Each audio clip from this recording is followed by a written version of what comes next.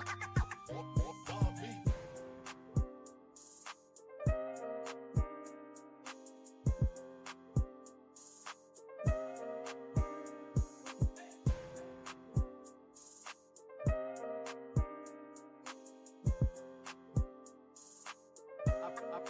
bring it down like.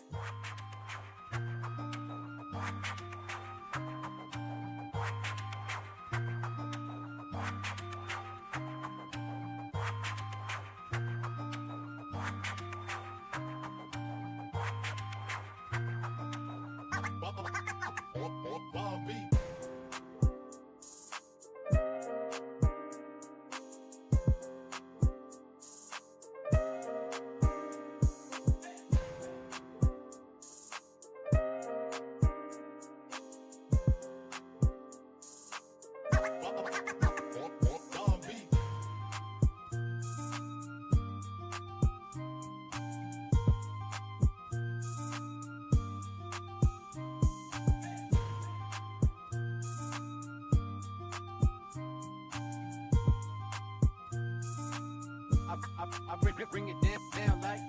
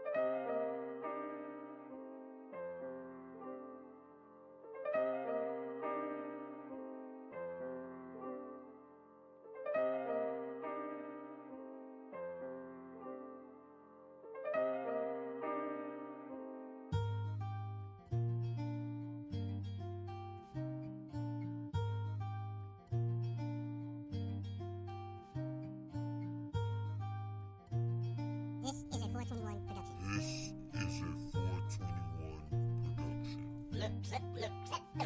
Let's go.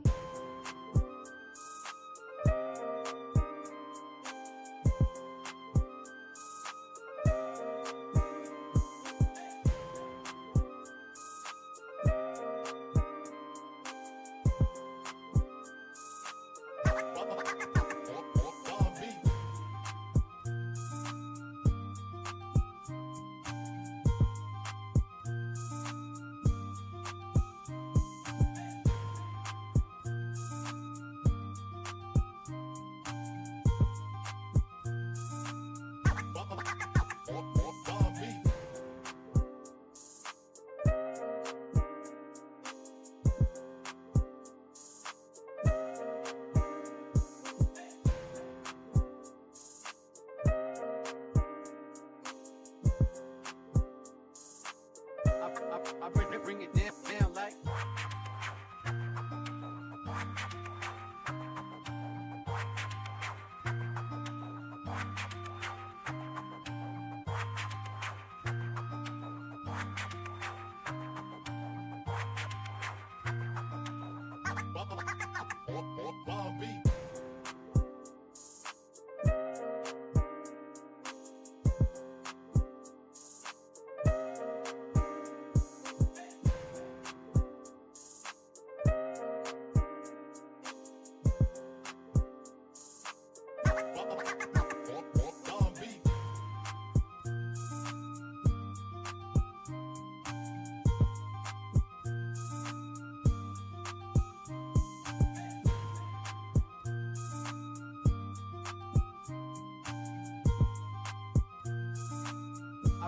I bring it down like.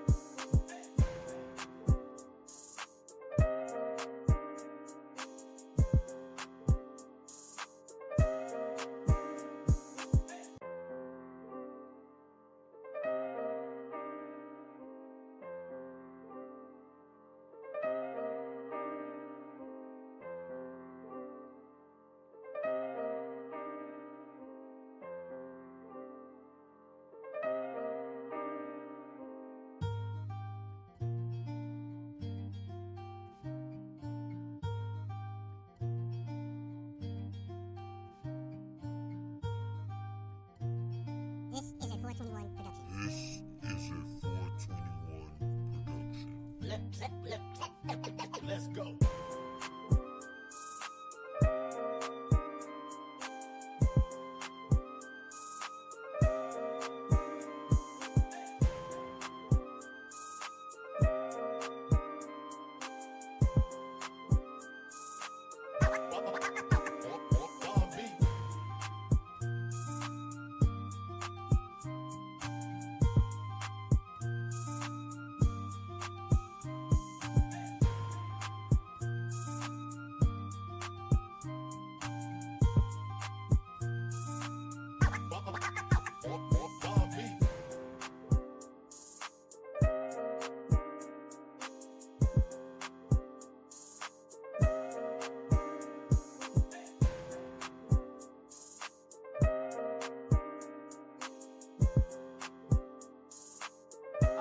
I bring it down like.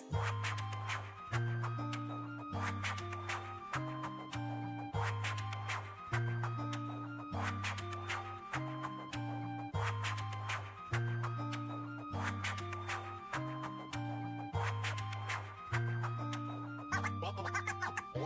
Bomb beat.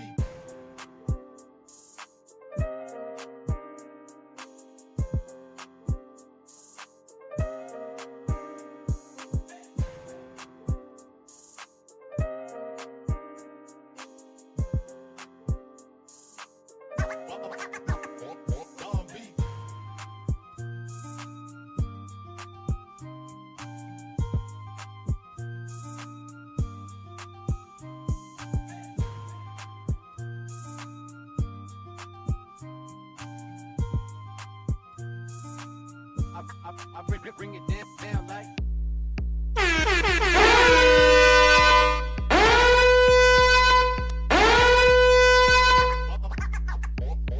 Mic check. Mic check. Mic check. Mic check. Mic check. Mic check. Mic check. What's good? What's good? What's good? What's good? Ears to the streets in your area. How we looking out there? Shout out to Just J. I see you. Steady grinding. Cheryl Hodges. Hey, what's good, Hell Lima, Iceberg Thoughts? I see everybody in the area. Well, everybody that's going to participate today. So, man, we're going to go ahead and... What's good, Steady? We're going to go ahead and get into this content, man. I ain't got a whole bunch of time, but, hey, I got a little time. I wanted to... I was going to do an upload of this, but I figured I'll just do a live. We'll clip it up. But there's some interesting things going on in the news that I was going to talk about and do a show about. And then I'm going to go on about my business. I got somewhere I got to be in the morning, so, you know, I got to get on the road. We'll probably have some HVAC videos coming this week, depending on what it is that needs to be done at this next project. Is that music too loud, y'all? Do I need to turn it down a little bit more? I'm gonna turn it down just a little bit more. I don't want it that loud. So y'all, first let me get on here, and I had the live set at 3, but then I realized that the glasses place called me and they wanted me to come pick up my glasses.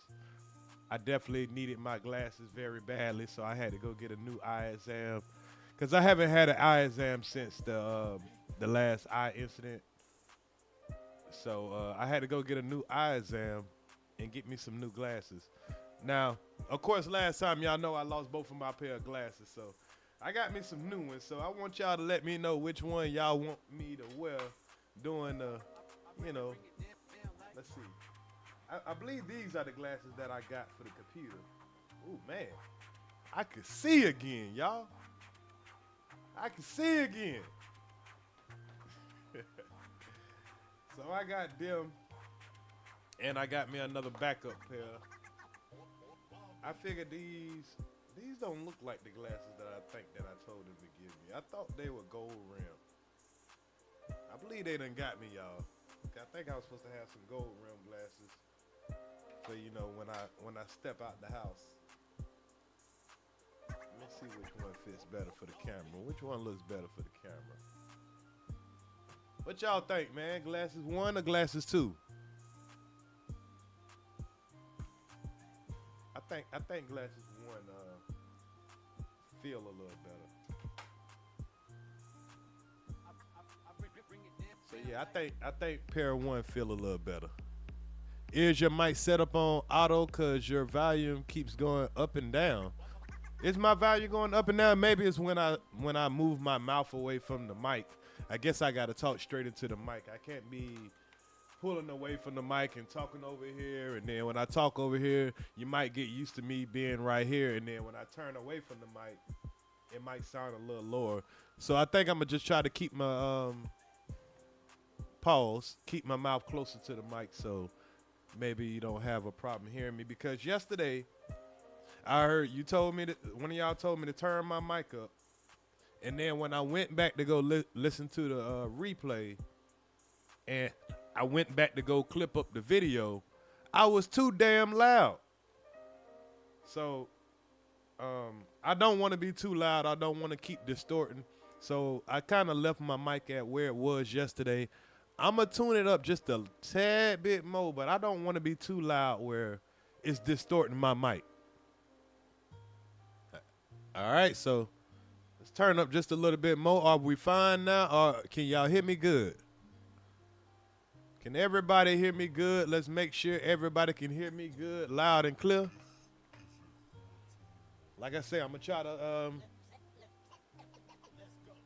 try to just stay close to the mic so we don't have the microphone problems. But like I said, I don't want to be distorted though. I don't want to be too loud. Okay, everybody say I'm good. How about you, Mika? Am I good? All right. So good. I got my new spectacles. I feel better, man.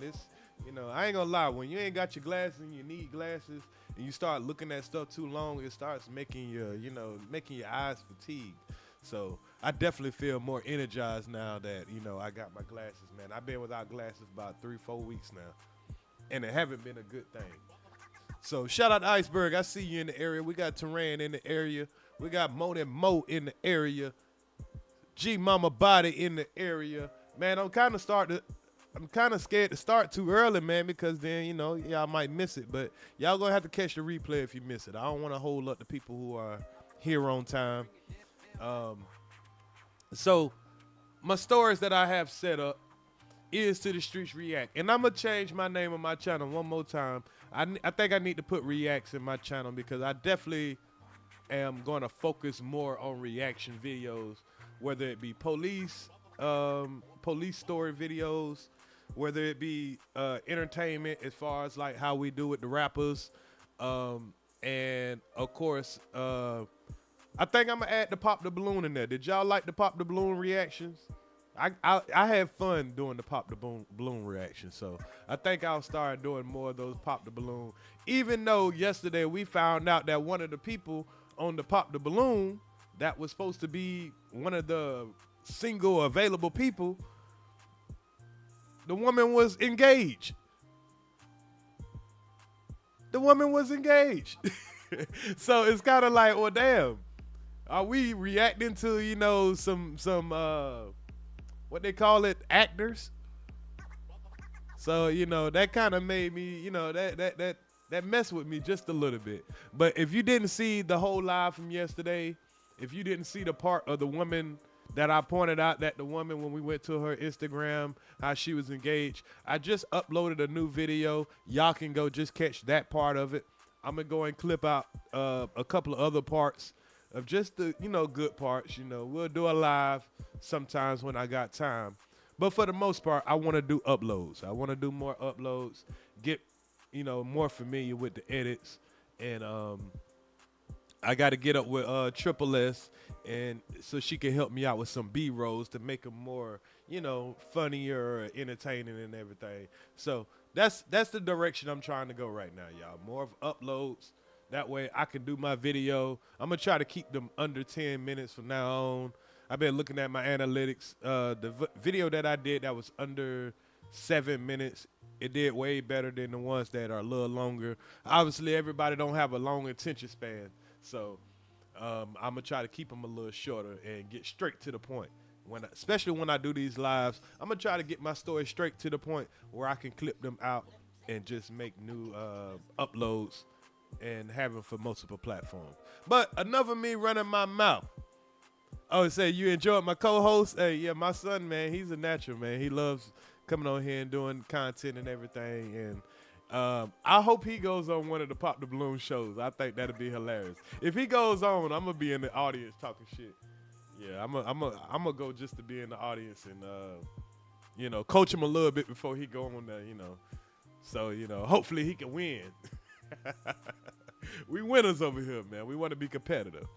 But anyway, man, let me get into these stories, man. I don't want to hold y'all too much just rambling on. So, the title says we got the viral video of the Jacksonville man that was punched in his face during a traffic stop. Now, I went and watched some of the video.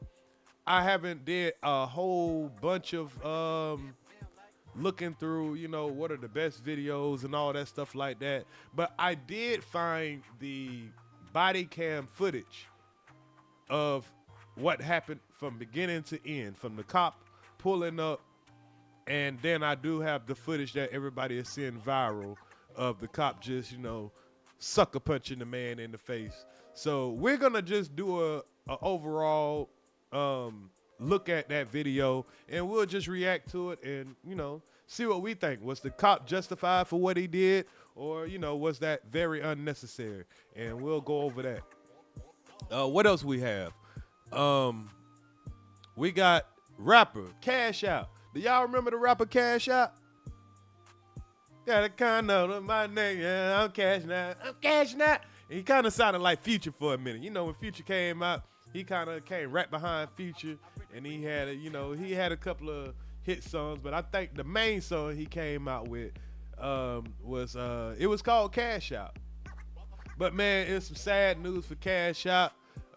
Since Fonnie Willis couldn't get YSL, she couldn't get YFN Lucci. She couldn't get all the other R.I.C.Os. She finally got a R.I.C.O to stick. And man, they done gave that boy some football numbers. I ain't lying. So we're gonna tap into the Cash Out situation and get a little details about it. And those are the two stories we have. But I have one story that I didn't have enough room to put into the title. So we're gonna start this live out with this story that I was yesterday's year old when I found out this information that I'm about to share this story with y'all, right? Have y'all ever been with somebody or assisted somebody to a doctor's office and they had to have an MRI? If you ever been to a doctor's office with somebody and they were having an MRI, put a 1 in the chat. I kind of want to see how many of y'all have been to a doctor's office with somebody that's getting an MRI. I'm going to give y'all like 1 minute. I'm going to give y'all 1 minute to go ahead and put your 1 in the chat if you ever been to the doctor's office with somebody getting an MRI.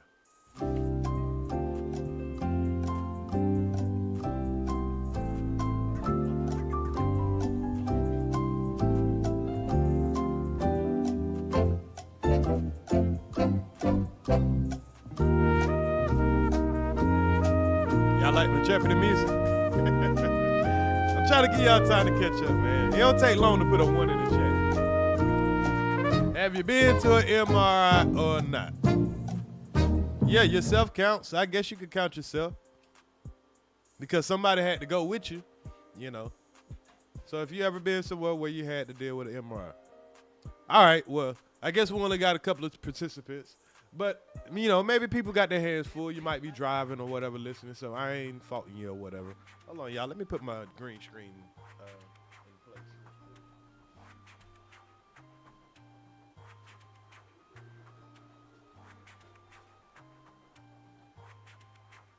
Okay. So, I got my green screen back in place. I just didn't want to, be exposing my background. Even though I'm just in my bonus room, I bought this green screen for a reason. Horrible and unusual accident. So let's look at this story right quick and expound over it real quick, man. So here's a story that I found, y'all, and I was mind blown. Because now I would never, ever go with anybody to go get a, MRI. And if I do, I'm sitting outside. Listen to this wild story, y'all.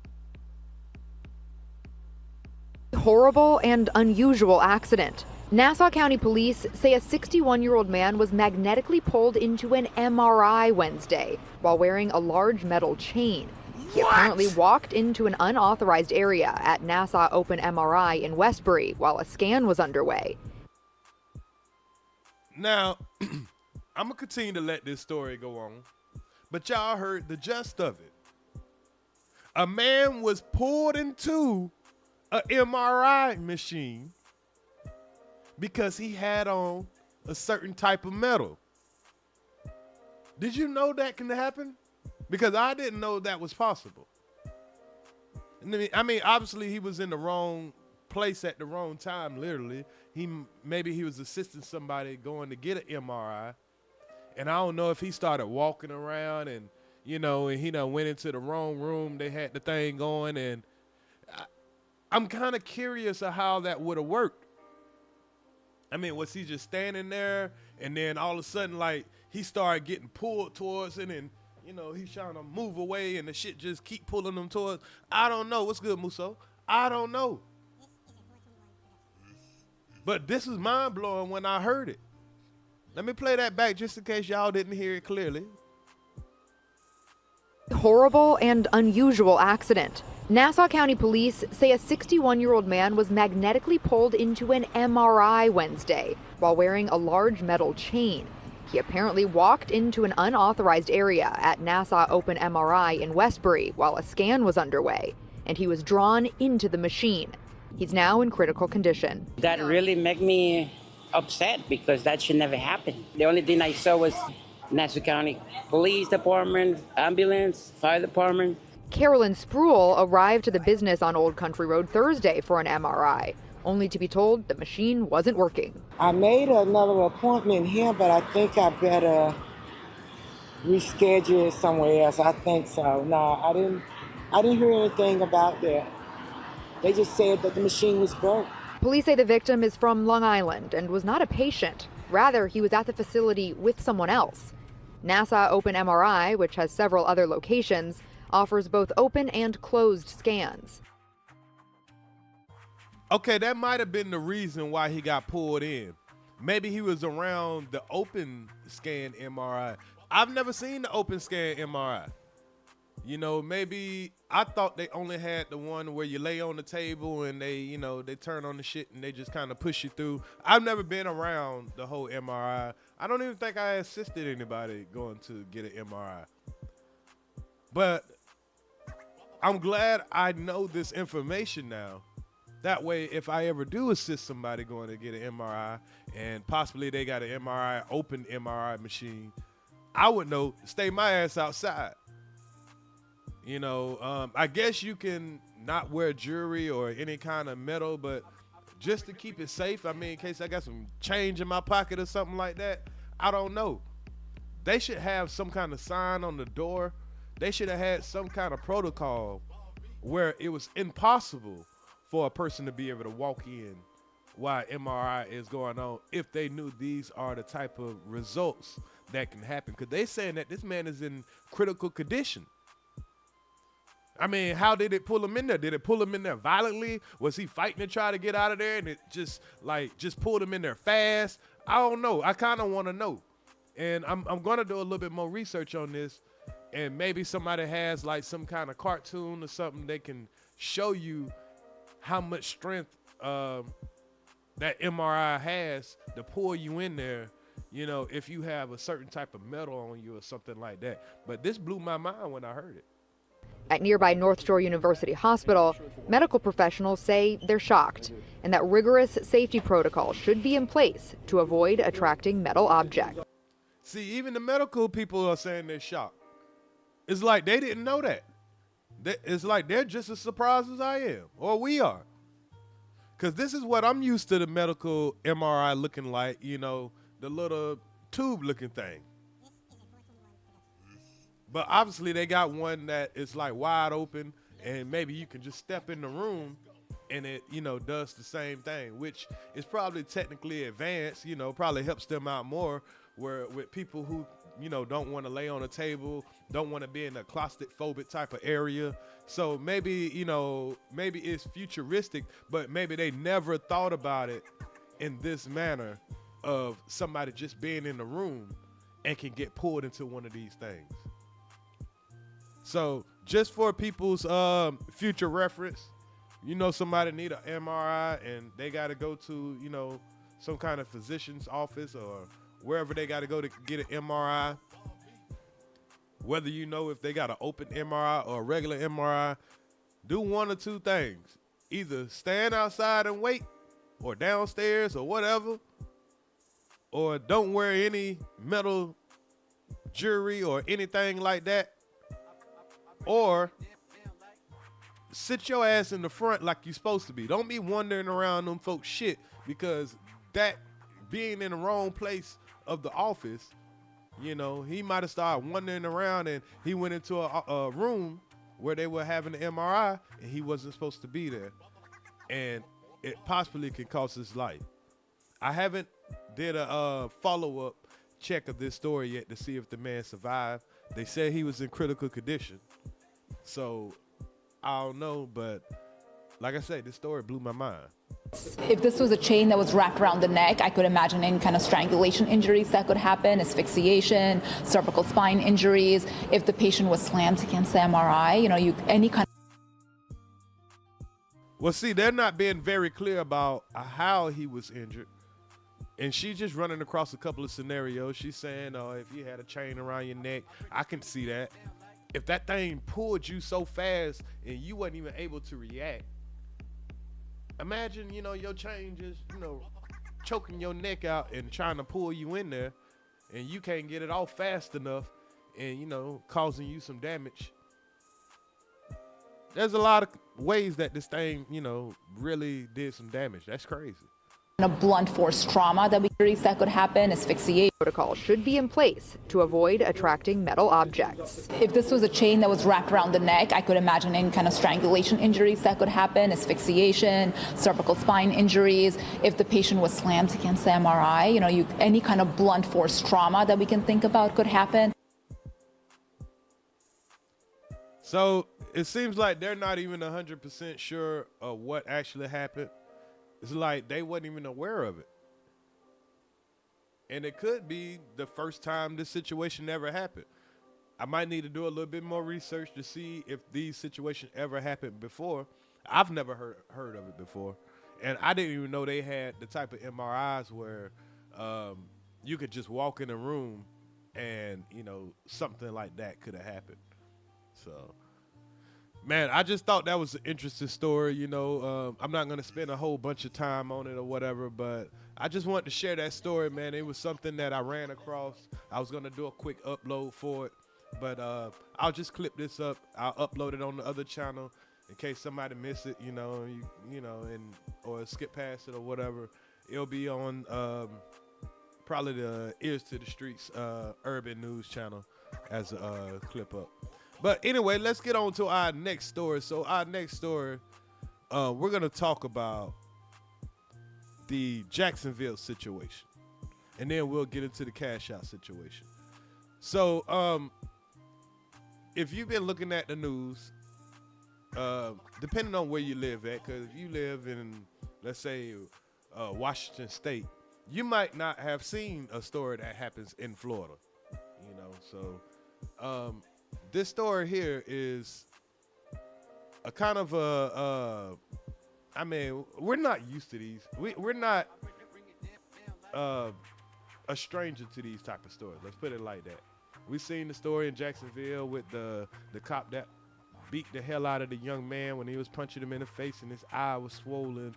We've seen the other Jacksonville cop that pulled up and immediately started shooting the young man. In Jacksonville, those cops are definitely on some other shit. I can't even blame them because Jacksonville is so violent. A lot of the guys are really on some real demon time. It's a lot of violence that go on in Jacksonville. So, you know, sometimes I understand that a cop, they can be a little on edge. The job is a very dangerous job. But I believe just a lot of them just have built-in racism, anger, and some real mental problems that haven't been addressed. And way too aggressive. I think they're way more aggressive when they're on the job than if they wasn't on the job and they didn't have that badge. Now, if you just a natural tough guy, you just looking for a fight everywhere you go, you ain't picking and choosing, waiting till you got 8 guys behind you and a badge on, I can understand your aggression. But these cops that just, you know, they wait till they see a teenager, a young black teenager, you know what I'm saying? And then they choose to take that type of violence out. And then I seen the post interview by the chief, I think the chief of police, and he kind of justified this young man getting sucker punched and, you know, treated the way he was treated. And they try to make it like, oh, he was verbally combative. And I thought we had the freedom of speech. We have rights. But as the more and more we move towards a police state, it's like they'll take away your rights at the snap of a finger. You know, and I just saw a video not too long ago, probably about right before I started this live, and maybe I should show that video. And it was of a guy in New York, and I know we're talking the difference of New York and Florida. You know, there's a lot of difference between New York and Florida. Starting with the gun laws that they allow you to have and do whatever you want to, and then, you know, the way that they treat people when they arrest them. So this situation I seen in New York, I'm gonna show y'all this situation first and show y'all how police can handle you and how they should be trained to handle you even when you have already done a crime. Because the young man that we're gonna see, he hasn't committed a crime. But the story I'm gonna show y'all first is a guy who actually committed a crime first. And then, you know, how they handle him. So hold on, let me bring that up.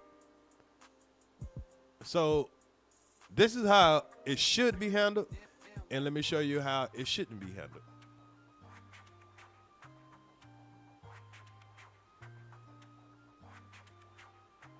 All right, fair use, fair use. Video. This was just brought into the Fox 5 newsroom. Police arrested a man at gunpoint in Midtown following a chase that started in Gramercy Park. Now you see how he pulled the guy out? I agree with that.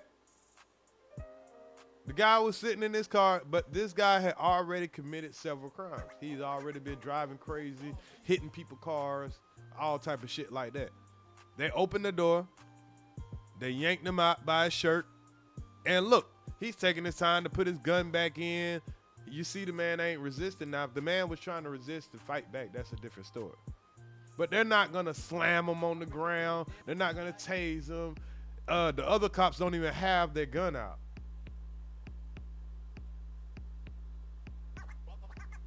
And I'm not saying it's a race thing because, hell, these motherfuckers probably, you know, he's probably Hispanic. They're probably Hispanic. I don't know. But if you're going to do it, I can understand why he got his gun out right now because, you know, the guy has already been committing crimes. Following a chase that started in Gramercy Park, the driver of the SUV was finally stopped at 50th Street and Lexington Avenue. He had crashed into several cars, including a few police cars. The man who shot the... He crashed into police cars? What? What? But you know they usually go crazy if you fuck up their stuff. This video describes what he saw. Oh, he's being reckless, coming down the block, smashing into cars. Just scary, man. First thing in the morning, and you got people walking in the city. And sorry, y'all. my overlay is overlay. Sorry about that. It wasn't supposed to be doing that. I don't know. Your OBS been acting funny. It's like if I don't click on the actual video and go to the other page, see, it just went back again. That's weird. Hold on 1 second.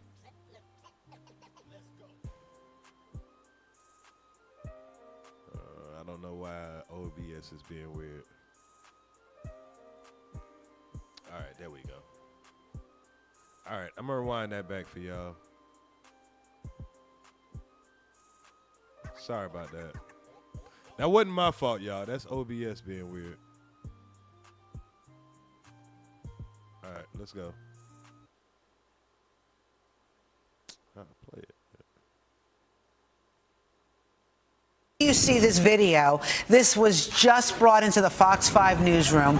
Police arrested a man at gunpoint in Midtown following a chase that started in Gramercy Park. The driver of the SUV was finally stopped at 50th Street and Lexington Avenue. He had crashed into several cars, including a few police cars. The man who shot this video describes what he saw. Oh, he's being reckless, coming down the block, smashing into cars. Just scary, man. First thing in the morning, and you got people walking in the city, and you got construction workers outside trying to get material in the building, and this guy's just coming down drunk. It's crazy, man. Yeah, I would have hated to be working on a job site around there. And my niece asked me, shit, like, man, you can't do no project in New York? I'm like, hell no. If they offer me a project in New York, I ain't going to New York. That's the last thing I want to deal with, trying to find parking, paying $20, $30 to park. Some weirdo driving down the road, hitting all the damn cars. He hitting police cars. He hitting regular people cars. But my point is, y'all see how they handle him, though. So when we see this next video, there's not really an excuse about how you handle people, because if you're trained right, you will handle people according to the training.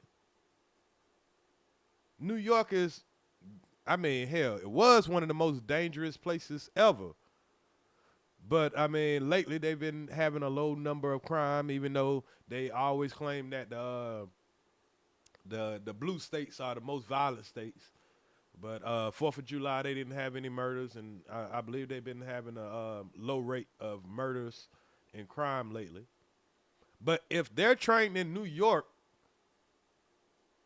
to be able to apprehend a guy that is potentially dangerous, have been showing signs of mental health, damaging property, being reckless, why can't you do that in Florida?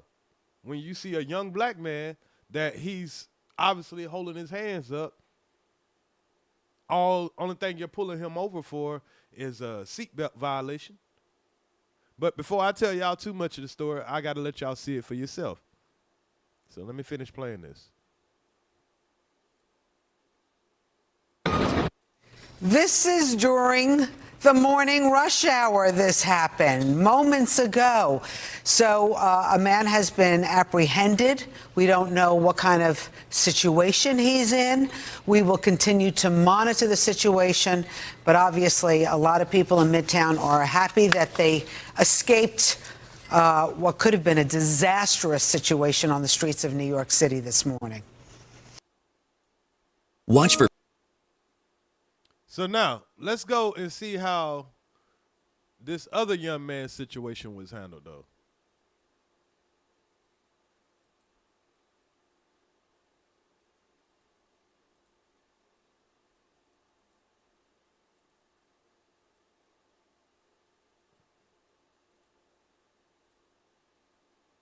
Uh-oh.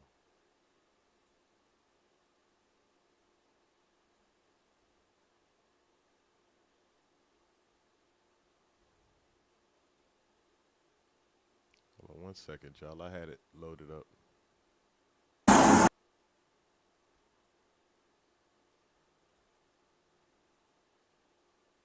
So first, let's look at the viral. And now to that viral Let's go to the viral video first, and then we'll look at the body cam. So we'll see if, because the chief of police is telling us, oh, everybody is reacting off of the viral video, but the body cam shows that, hey, pretty much my officer was in the right. But we're just gonna check out both of the videos and we can make our own decision. We don't need the damn. Shut up and take I my counted money. my cheese. I counted my cheese before I got the motherfucking plate. I counted my cheese. I counted my cheese before I got the motherfucking plate. We're not gonna let the chief tell us that his guy didn't do anything wrong when we know better. We ain't that damn dumb. Okay, there it is right there.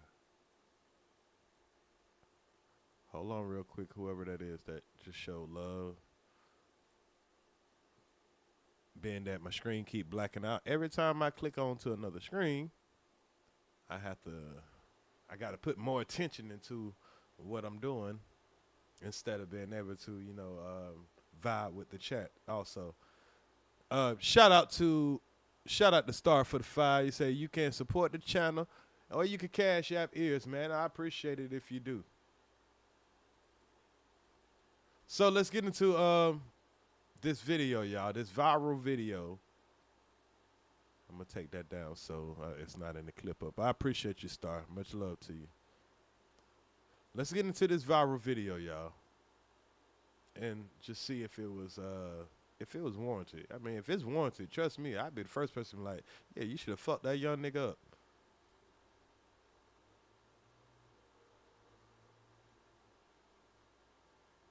Video we've been talking about throughout the morning here on Good Morning Jacksonville, stemming from a traffic stop in Duval. We have just received a copy of the official police report back from February of this year.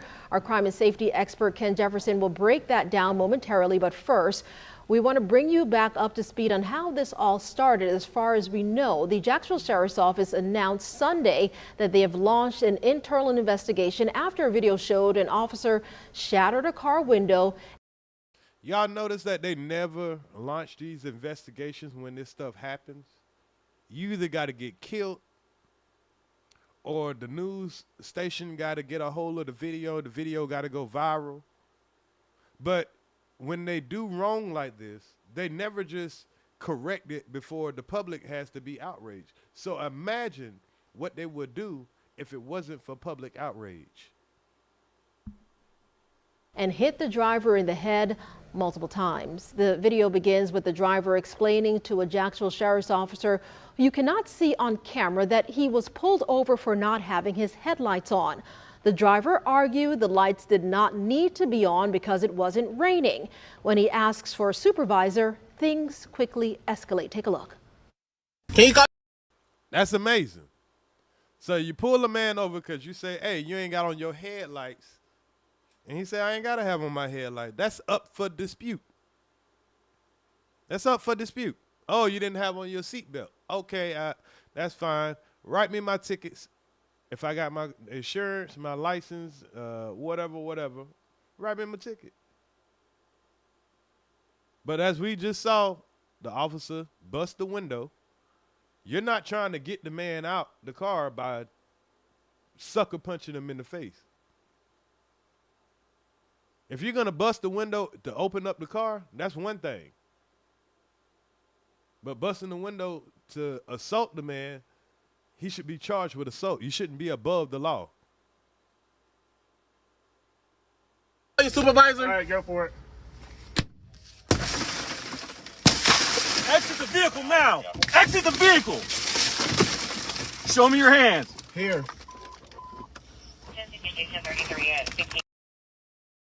They absolutely don't feel like they're fearing for their life right now. You say, show me your hands. He shows him his hands. He ate that weak-ass punch. He ate it.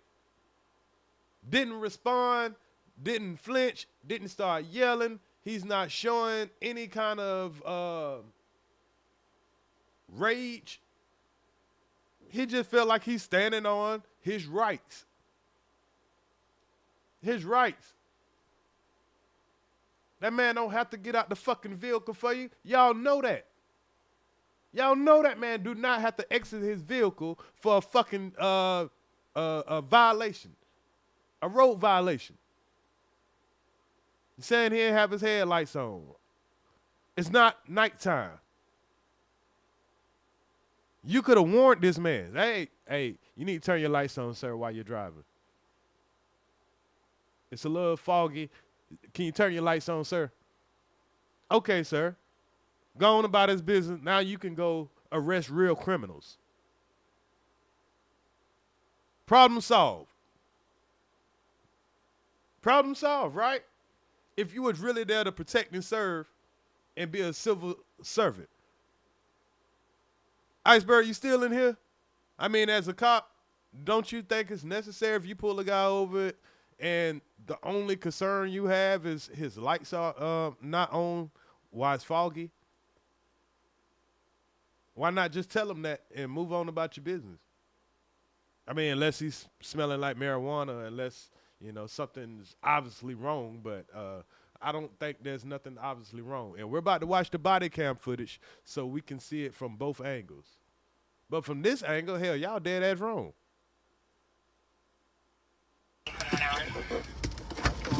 I'm here. What is your reason, sir? Step out. What is your reason? Step out now. All right. No. We mentioned the driver was hit. And from my understanding of the law, and I know this doesn't apply to, you know, people of our color, obviously, but you are allowed, what it says in the Constitution, that you are allowed to refuse unlawful arrest. So when the man say, why do I have to get out my car? No, I don't want to goddamn just have you arrest me. I have the right to refuse an unlawful arrest, and this is an unlawful arrest. You're pulling me over for a violation of not having my lights on while it's foggy. Salute to Wonder Cash and salute to Nafia. I think that's what it is. You know who you are. Soul Snatcher. Salute to Mika. I hope I gave everybody a proper salute. Multiple times we see once they're in the vehicle and again when he's taken out of the vehicle. The driver is identified as a 22-year-old. His name is William McNeil Jr. He's now represented by 22-year-old. Now, I have a 23-year-old. So if this was my son, I would advise my son, they pull you over, give me your ID, all of the stuff that's necessary.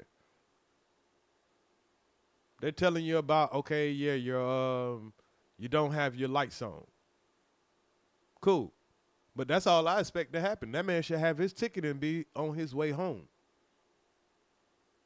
I would be outraged if I seen some cop do this. I don't think that young man did anything wrong. Everybody can say, why didn't you just comply? Why didn't they just follow the law? How about that? Why didn't they follow the law? It's just an infraction. I think that's what y'all call it, right? I think that's what y'all call it. It's just a road violation. It's not breaking the law. This treatment is only for people that is breaking the law. Yeah, I definitely got to teach my son to make a home from a traffic stop. But like I say, I didn't see this young man doing anything wrong. He was just exercising his rights. I would be wrong to tell my son not to exercise my rights. To be more timid, you know, telling this man to step out the car if they're not saying he done anything. Now, we're going to go listen to from the police standpoint. So if they're saying that they had probable cause, his car smelled like marijuana, he didn't have some license or insurance or something that's warranted to tell him to step out of the car, I can agree. Hey, you need to step out of the car. If you know you done did something or whatever, but if you got all your paperwork and everything and all you want is your ticket and to go on about your damn business, you have the right to say, no, I don't want to get out of my car. I just want to go on about my business. I haven't done anything.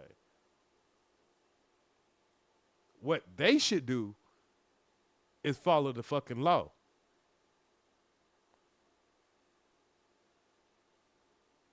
Civil rights attorneys Ben Crump and Harry Daniels. Sheriff T.K. Waters says the department is committed to a full review of the incident and holding officers to the highest standards.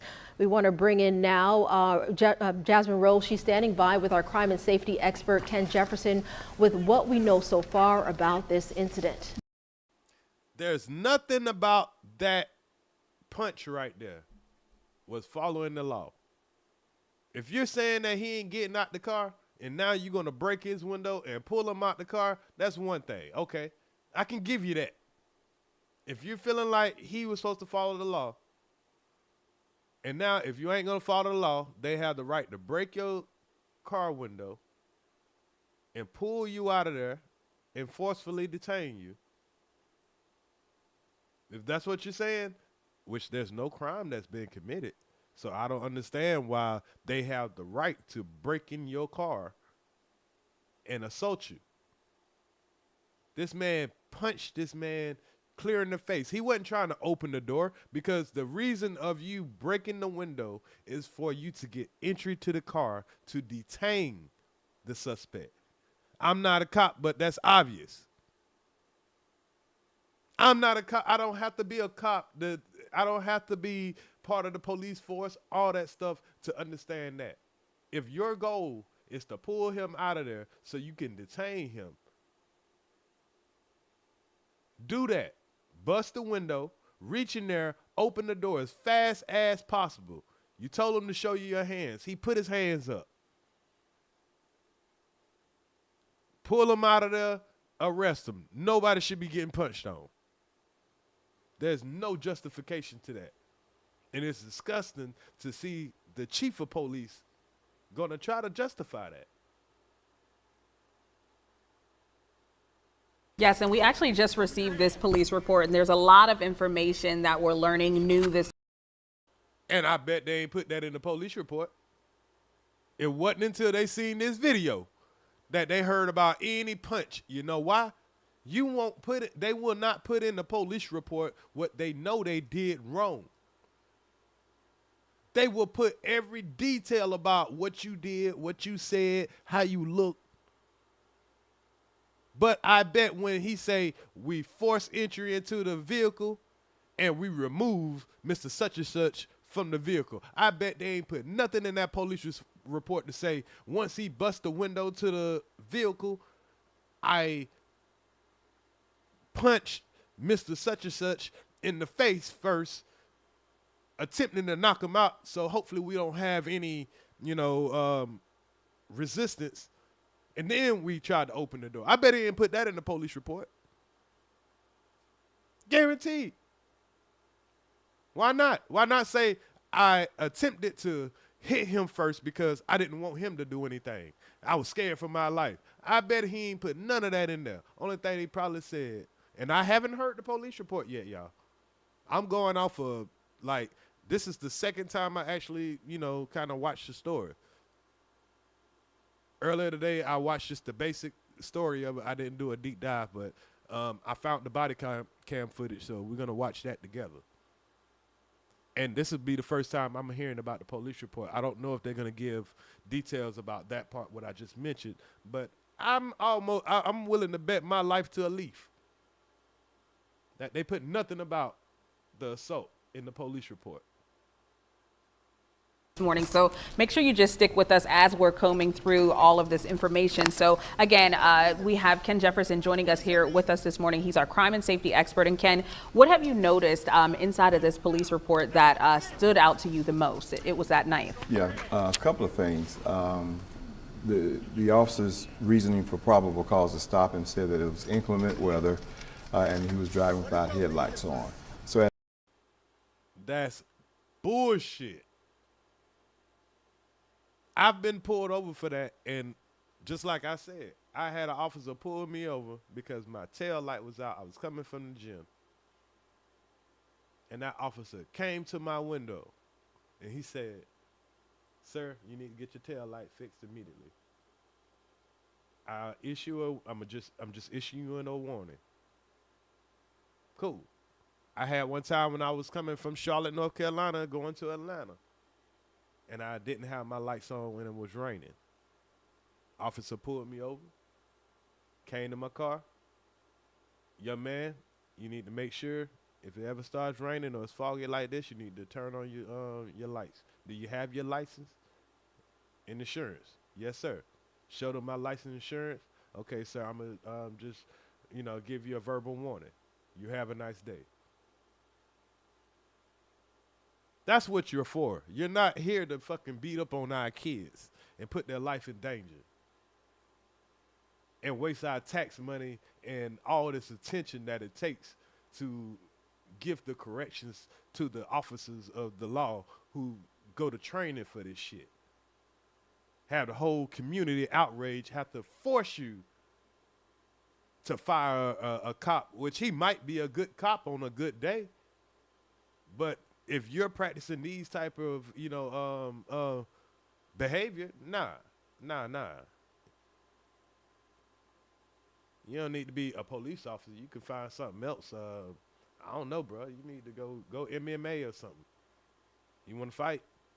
Or you don't want to fight nobody that want to fight back. I got you. As we look at the video, it appears to be sunny. It's not raining. Does not appear to be foggy or anything at 4 o'clock in the afternoon is when the stop was. Also, 4 o'clock in the afternoon and it's foggy. And you can look at the video. It look like it's been raining. Like, you have days in Jacksonville, places like that. It could be, but it ain't never that foggy where it's like mandatory you got to have on your lights. And I'm pretty sure everybody didn't have on their lights that day. I'm pretty sure if he pulled over everybody that didn't have their lights on while it was foggy at 4 o'clock in the afternoon, because I ain't thinking to turn my fucking lights on at 4 o'clock in the afternoon. I could be coming from work. I ain't about to turn on my lights because it started raining a little bit and it's 4 o'clock in the damn afternoon. Stop it. You didn't even have a reason to pull this man over. They need to check the background, man. This might be a personal vendetta or something. He might have went to school. Well, I don't know. He couldn't be that young. But damn. He said that he noticed the driver drive without headlights and no seatbelt on. Unless he put the seatbelt. Well, that motherfucker must have put that seatbelt on fast as a motherfucker when because niggas, we will put the seatbelt on, you know what I'm saying, real fast when we see the police. But from the body cam footage, and we're going to see it from the police perspective too, you got to take the man's seatbelt off. This man's seatbelt is on. I mean, unless he put it on real fast. On after the stop, it clearly shows that he had a seatbelt on, that they had to take it off of him to extract him out of the vehicle. So those are questions that's going to have to be answered by the officer themselves. When the officer, when we look at the body. Yeah, because that camera ain't going to lie. Now, he might can say, oh, you put the seatbelt on late. But a judge is going to be like, well, okay, if he put the seatbelt on late, well, he obviously got on the seatbelt. And I'm going to question your judgment because you not only didn't follow protocol, and you're pulling somebody over for, not having on their lights at 4 o'clock in the evening because you're saying it's too foggy. And instead of giving them a warning, you escalated a situation that costs the taxpayer and causes a lot of valuable time. And you could have been using your resources for real crimes that's going on, instead of getting your rocks off by punching on a 22-year-old kid. I ain't gonna say a kid, but young man. Body cam and the officer's approaching the vehicle. Does he have a seatbelt on? So, but he did not articulate in the report that he placed the seatbelt on after the stop. He just said he saw him driving without the seatbelt on. That stood out.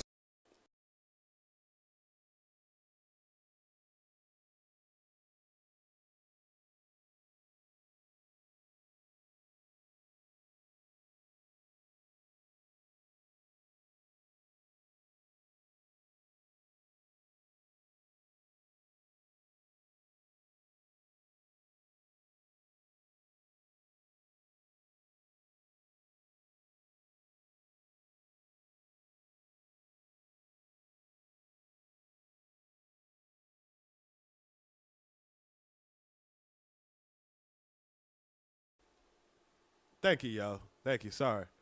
Damn, first time. Hopefully it's the last time. You can justify a lot of things. You can justify when you pull up on the guy and he got a gun and you take him out. You could justify when you put in the police report that you feel like he put the seatbelt on late, but you didn't put that in there. So the problem is you're going to end up having a good lawyer, and y'all going to have y'all good union lawyer trying to justify where a punch comes from. You could justify everything else. You could justify breaking into his car. He's not responding to your commands. You can try anyway. I don't think it's going to work, but you can try. But you will not justify that punch, in my opinion. And from the ex-police officer giving his opinion also. To me, and then he also said that there was a large knife that he was reaching for that was on the floorboard under the driver's seat. According to what I see in this video, I don't see any kind of reach going on at all. Maybe I missed.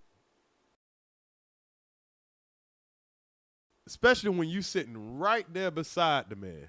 You see how the man's face is all in the car? They're literally watching the man.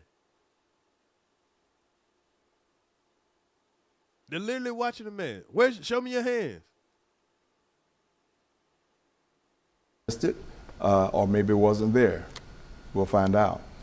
Also, in this police report, it states the injuries, that there were no injuries in this report. And we clearly see that his mouth was bloody due to a chipped tooth too as well. So these are some of the things that stand out. What happens when an officer writes down something that doesn't actually occur during a traffic stop, or anything that happens that doesn't seem to appear to be true? That's crazy. And that's just like what happens to when a female put false allegations on a man and it turns out to not be true. Nothing happens. This guy chipped this man too. Something that, hell, me being a person that got a chip too, there's nothing you can do to get that tooth back. You could do all the fucking artificial putting crowns on it, or getting a crown, or getting new smile. It's not your fucking teeth no more. That's forever. So, like, that's crazy.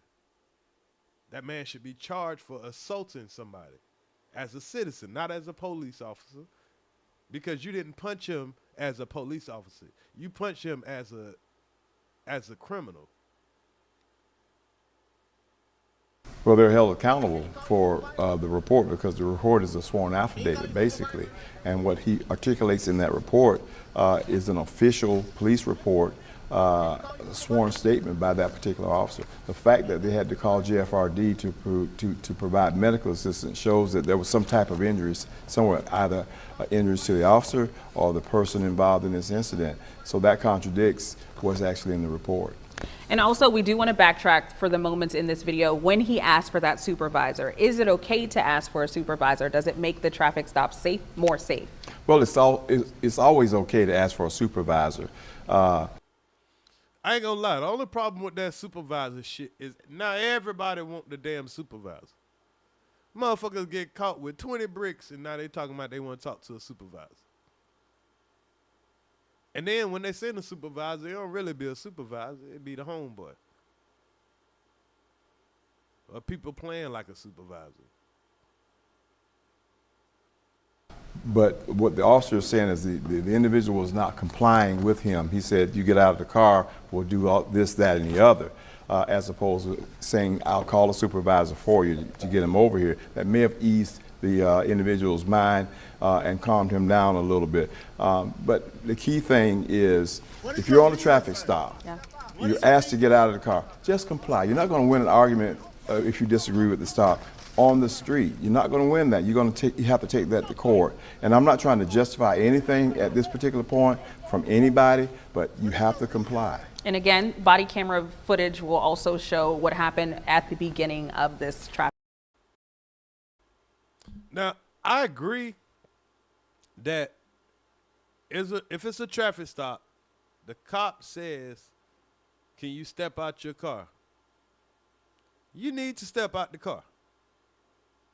But you need to understand, you're supposed to have the right to say, I haven't done anything wrong. I would prefer to take my ticket and move on the way, unless you have probable cause. That's what they put in the laws. We ain't making up the laws. It's just that when we want to exercise our rights, all of a sudden it gets violent. Y'all the one told us that's the law. So that's what I don't understand. You know, but okay, if they got a reason for you to step out the car, because you might have a warrant that you don't know about, and they're telling you to step out the car. I'm assuming that should be the only time they're telling you to step out the car, or if you know, your car smelling like alcohol, or if your car smelling like some type of, you know, marijuana, or, you know, or you don't have your proper ID or car insurance or proper registration. All of those are probable cause. I understand. But if you don't have that, if that's not the purpose, what the fuck you want me to step out the car for? But I do agree. It's a small traffic stop. If they're telling you to step out the car, step out the car. Now, the consequences should be they're going to have to bust through your shit and pull you out the car. We know that's what the alternative is going to be. Now, if that's not what you're supposed to be doing, they shouldn't be doing it. But we all know they will do it. We all know they will do it. But when you do wrong, you're supposed to suffer the consequences of you doing wrong, is my point. He did wrong, yes, in a kind of way, and he suffered the consequences. But they did wrong, they should suffer the consequences. And the fact that a person tried to hide what it is that they did when they reported it, they knew that they did wrong. But there's no way, shape, or form that man should have threw that punch. Busting in his car and pulling his ass out of there, hey, that's what they're going to do. Everybody knows that. And if they told you to get out the car, you should have got out the car. But it's supposed to be your right to not have to get out the car if you had all your proper paperwork and you wasn't breaking any laws and they didn't have any probable cause. He was exercising his rights. And it's kind of fucked up that this is what happened if you exercise your rights as a young black man.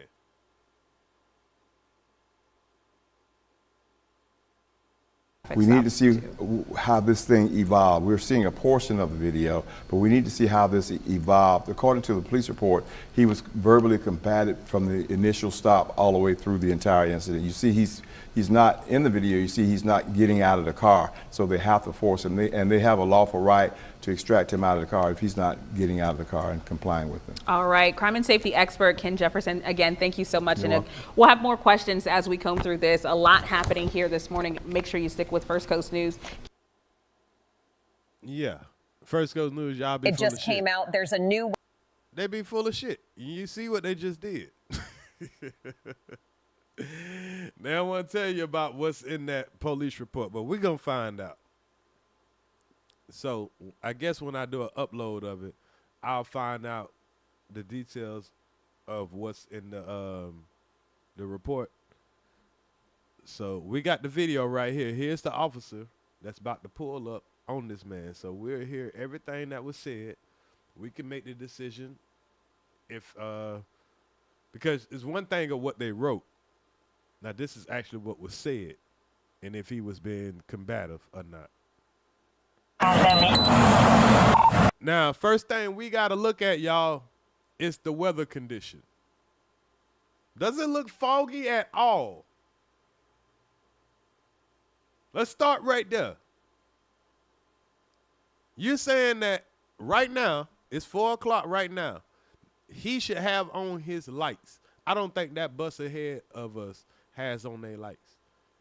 Let's see if we can see that car that, didn't a car just pass by?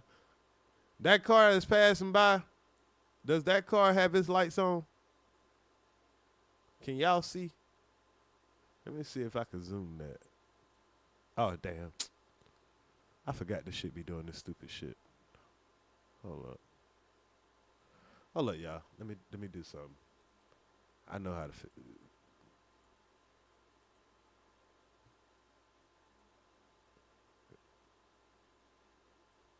I'm gonna fix it, y'all. I got this. All right. Yeah, let me get rid of that. I'm gonna just get rid of StreamYard altogether. For some reason, I don't know. It done started doing that. But anyway, let's see if we can see this car back here in the background that's passing by. I'm gonna try to zoom it up as much as possible, and we can see if that car got its lights on up there. I can't really tell, but I don't think so.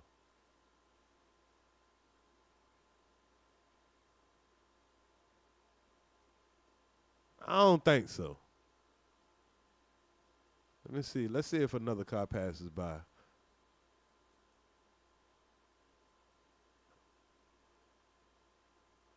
I don't know. That bus might have them on.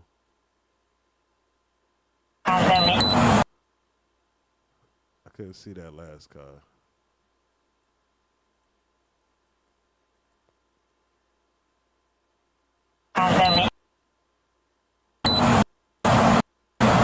Yeah, Florida 24 Bravo. Now, the UPS definitely has his on. Echo Charlie Whiskey on a silver Kia. I don't know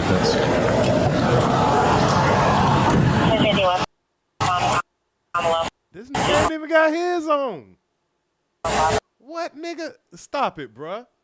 Nah. I ain't no lawyer. I am not a fucking lawyer. All I took was goddamn a friendly little goddamn civil law class in high school.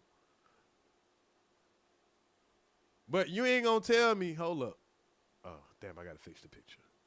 Gotta fix the picture, hold up. Damn it.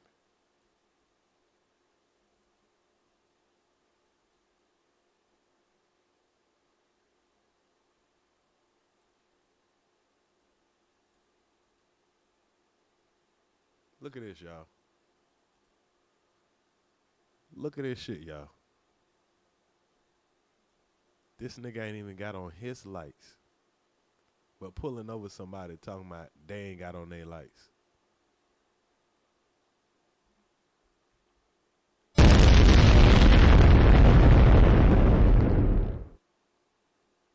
Am I tripping?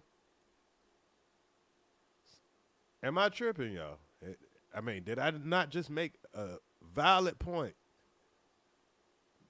And trust me, I didn't know this. I'm looking at this with y'all. This is just this type of shit that I think of. This is how I'm wired. This is how I'm wired. Did anybody else think to look at that? Bird. Anybody? How you pull somebody over for not having on their damn lights and you ain't got on your damn lights? Man, stop it. Case closed. You should have just pulled off right there as soon as you was about to pull the man over.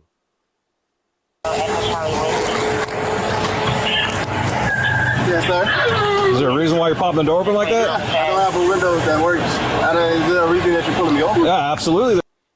So, who hostile? He's saying that the man is hostile from the beginning. Why? Because he got a deep voice? He opened the door and said, yes, sir. What more do you want the man to say? And he's making sure he's, you can see him. What more do you want?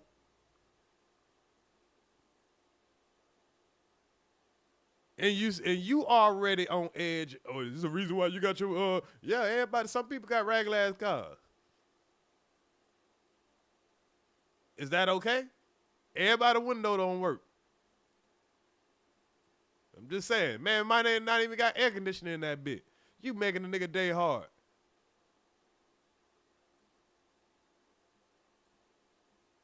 Just trying to make a nigga day hard. There's a reason why I'm pulling you over. For one thing, inclement weather, you don't have your lights on. Two things, you're not wearing your seatbelt.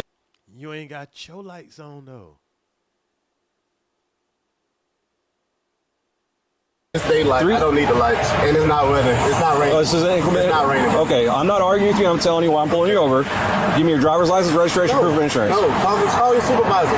Why? Excuse me? Call your supervisor. No, you can't do that. You can't do that, sir. Get a man your goddamn license or whatever, but you can dispute that it's not raining and it's daylight and all that stuff like that, and still ask for the supervisor. See, now you're fucking up. Just got to go about the protocol. Why did you pull me over? 35. I'm proper driver. I've already told you. Why did you pull me over? Step out of the vehicle. No. Step out of the vehicle. Nope. You can't do that. This is my first time seeing this shit, y'all. I didn't see this part. And I think when everybody is seeing the situation of they just bust out the window and he punched the man in the face, and then now the chief of police is saying, because I did see his speech, he said, we got to show y'all the whole video, the whole body cam video. You cannot do this, young man. You could have got yourself killed. Because that man don't know what you going to grab for now. He don't know what you're going to grab now. So he spared you. Definitely spared you. It still doesn't justify the punch, though. It could have, I would have thought that more of, if he would have bust this window out right fucking now, put your ass at gunpoint and told you to get the fuck on the ground because now you refuse to give me your license and identify yourself. And now it's seeming like you're trying to run back in your car to do something. You know what I mean? So now if I was the cop, I would probably be in a little fear. Even though, yes, his initial bullshit was on some bullshit. But if you're acting like you don't have license, and yes, you might have the right to say, hey, this is an unlawful stop and blah, blah, blah, blah, blah. But at the same time, you still got to comply with what's going on and just make this thing a relaxing situation. Hey, look, it's not daytime. He could have stepped out the car and said, hey, I already stepped out the car.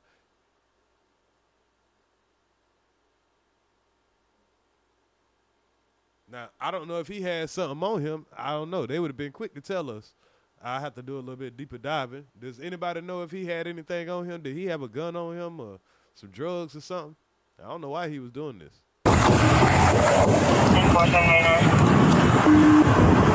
I mean, he didn't pull off. So 25-70 for 9-4. The driver just slammed the door and locked it. Call your supervisor. Yep.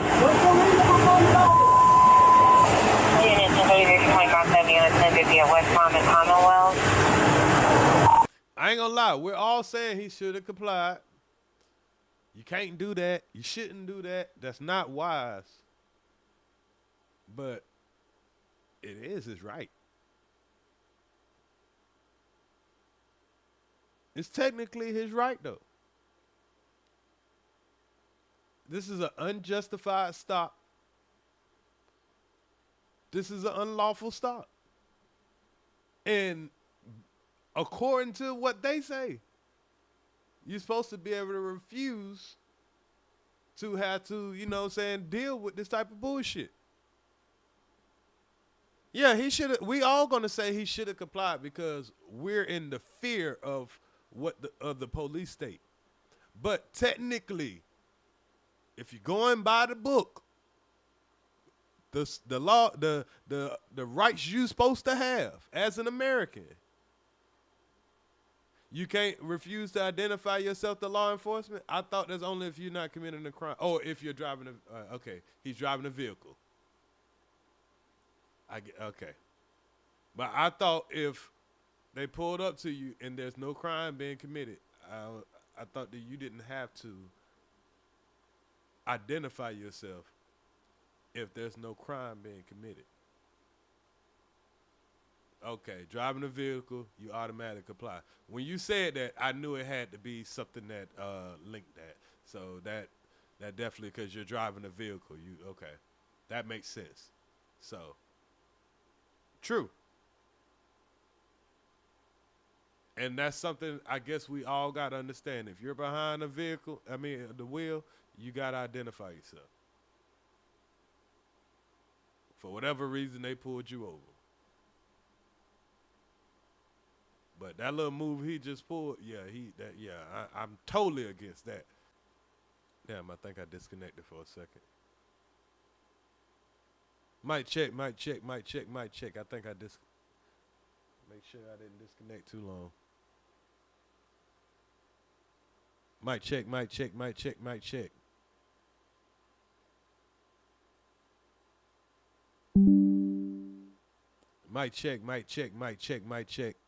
I know I disconnected for a second. Okay. OBS told me I disconnected, so I just wanted to make sure I ain't keep talking.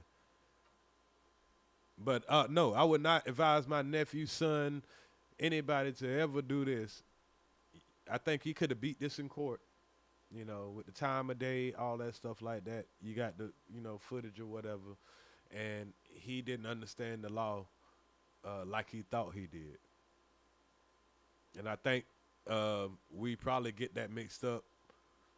If you're in a vehicle, you're operating a vehicle, and you gotta identify yourself. But if you're walking down the street and there's no crime being committed, you're supposed to not have to identify yourself. And maybe he merged the two. 25 seconds. If anybody responded, come in from Commonwealth, block the vehicle, please. Well, I'm coming west on Commonwealth. I'll be there in a second. Keep your hands where I can see them, sir. Yep, my camera's on too. I've already told you. Okay. Right now you're under arrest for resisting. You understand? You're under arrest for resisting. The longer you take us on, the worse it's going to be. Well, that's clear at this point. I agree with the officer at this point. You are resisting at this point because you locked yourself in. You know what I mean? If you could have told him, hey, you mind coming to my other window? Something like that. But for you to lock yourself in there because you telling them you want to see a supervisor because you don't want to get a ticket, that ain't the way the shit work, bro. You got to go to court. Take your ticket, go to court. But I'm thinking when I heard about this, of course, I thought the man had his paperwork, all this shit. I'm watching it for the first time with y'all. The man obviously must don't have a driver license or something ain't right. Ain't nobody about to go through all this shit. Well, I guess he is, but ain't no fucking way I'm going through all this shit for no goddamn for no rainy, no fucking fog ticket and no seatbelt ticket. Keep your hands where I can see them, sir. Okay. But that motherfucker pulled up fast. Shit. God damn. He pulled up fast and I can just run to the bathroom. Unless they edited this shit.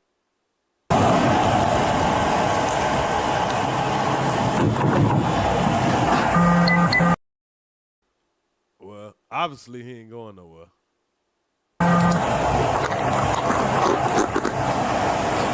Sir, this is your last warning to open the vehicle and exit before we're going to break the window. Open the door and exit or we are going to break the window. Open the door and exit or we are going to break the window. Bruh, you don't understand motherfucking English? You should, that's probably your grandma or your mama van or something. That ain't your van. Whoever van that is, they pissed off at this nigga right now. Step your ass out of that damn car. They gonna rough you up a little bit, but you ain't gonna get no violent resistance. You could just say, hey, I just wanted to talk. I just wanted there to be, a supervisor out here. to dispute this, but when you came out that car, you should have came out that car with your license and your insurance. But you done fucked up. You trying to get yourself killed. He's a dumb little nigga.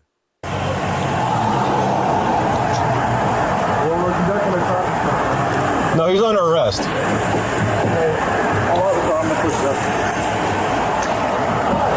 Open the door and exit. You are under arrest for resisting. Open the door and... Hey, you just pointed out a good point, Jay. Even the other cop that just pulled up, he didn't have on his light. So all of this, yes, it's stupid what the kid is doing. But it goes back to the initial stop. Your probable cause. There is none. Because here it is, you and your backup, the people who are enforcing the law, are also breaking the law. So should somebody pull y'all over and force y'all to get the fuck out of the car? And if you don't, punch you in your damn face and break your window? Can a citizen roll up and do that to you right now? No. Nobody can pull you over while you're driving around with no lights on because you're feeling like you're saying that, hey, you're doing it for the safety of the community. This is why you're probably pulling him over, because he's putting the community at risk by driving around without a seatbelt on or driving around without, what's the name? While it's foggy with no lights on. So if he's doing it, you're doing it. But he did make the situation hostile from the beginning, young man. Could have been something easy to get out of. You could just put on your little white boy act, but I don't know if you got one. And if you got a driver's license and insurance, man, you could have been up and out of there. That is the lightest infraction ever known to mankind. But it was some real bullshit from the beginning, though. I think that's the underline. exit. You are under arrest for resisting.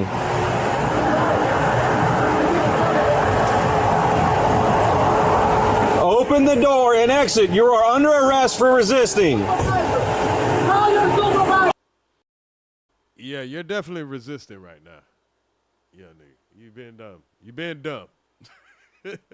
I ain't justifying the punch, but everything else, they were supposed to break your window. Hell, there was actually probably, he was supposed to been broke your window.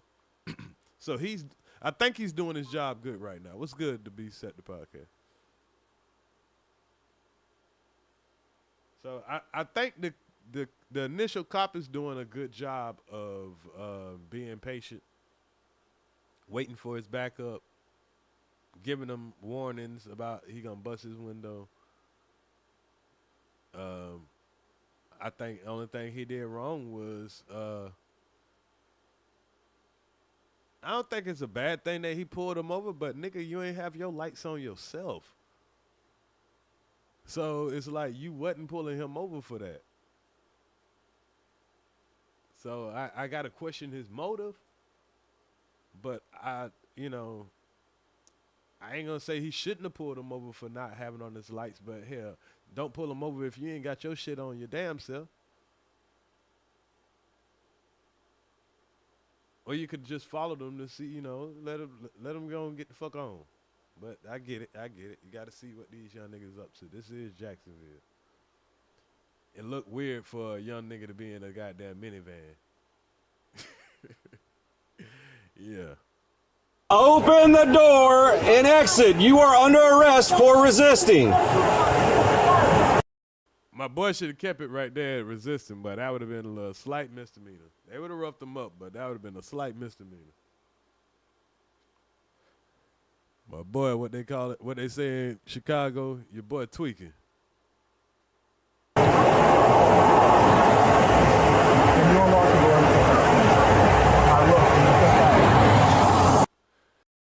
The only problem with the seatbelt shit is Did he tell him that when he opened the door and he told him, "Hey, I'm pulling you over because you know your lights ain't on and you ain't got on the seatbelt"? He didn't dispute the seatbelt. So I think this slick nigga tried to put the seatbelt on later, but they didn't put that in the report. But when he initially opened that door and said, "What you pulling me over for?"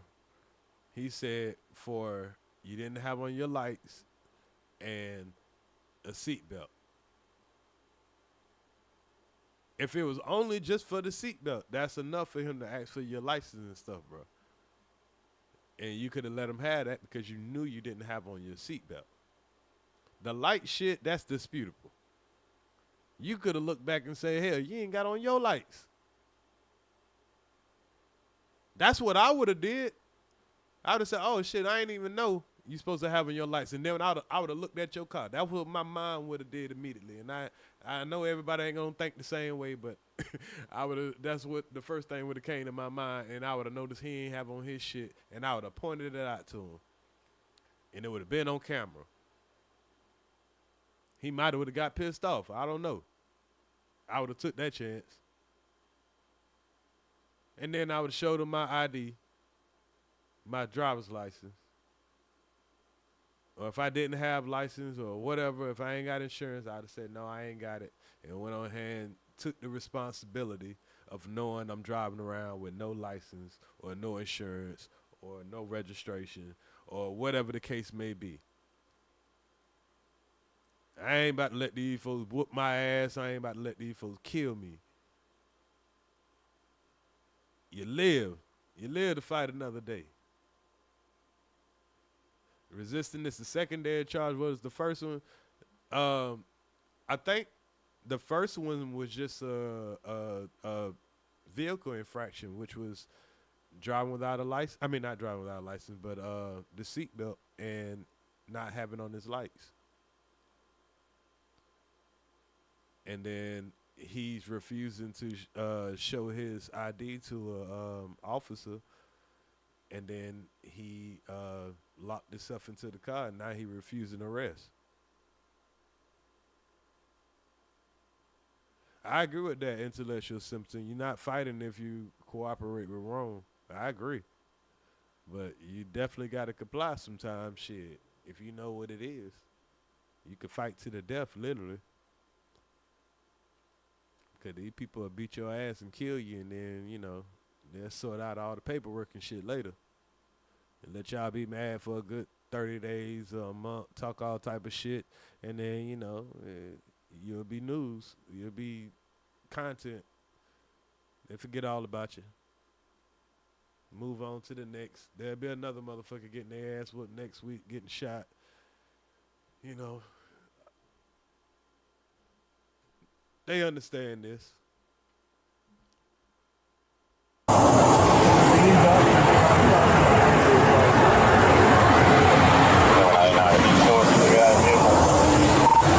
Vehicle's blocked in. He's locked it up. He's putting the window down. The passenger side to talk to 2574.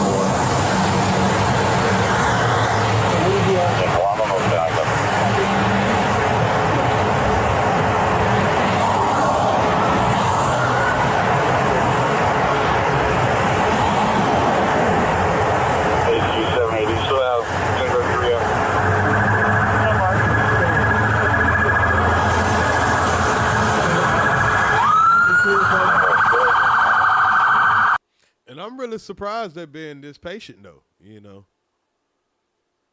But this would kind of, Berg, would this still be considered resisting? Because he's not, well, I guess he is resisting arrest because they want to arrest him for, yeah, what the hell would be the primary crime? Failure to show ID? Failure to identify yourself? That's a misdemeanor, I believe. But he didn't say that's what he's arresting him for when he said you're under arrest. He said you're under arrest for resisting, not for failure to identify yourself.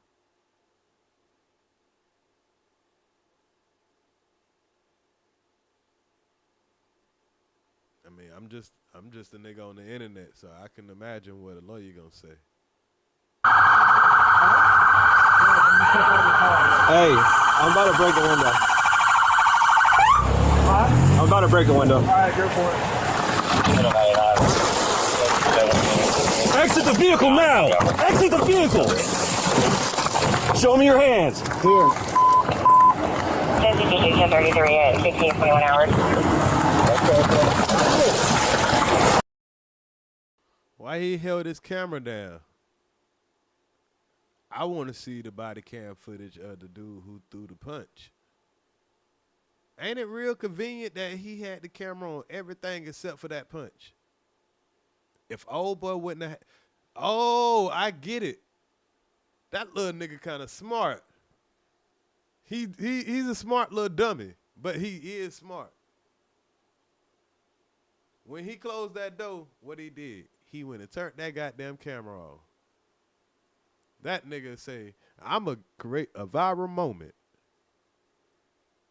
When he locked that door, he turned that camera on, and that's why we got the footage of that cop punching his ass in the face.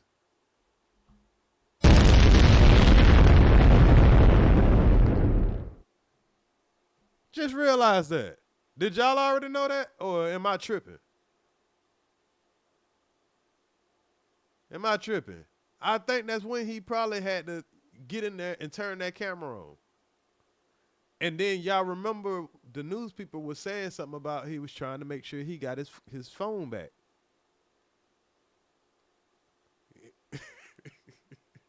That little nigga started recording. He got the punch on camera because the cop had his camera down. It wasn't on his body cam. And that's why 3 months, all these months went by. And they, oh, yeah, what he put in the police report, it ain't had nothing to do with that punch in the face. Yeah. He ain't put in that police report that, yeah, I punched a nigga in the face. No. Ain't nobody see that. He had that camera aimed where he couldn't be seen with the punch.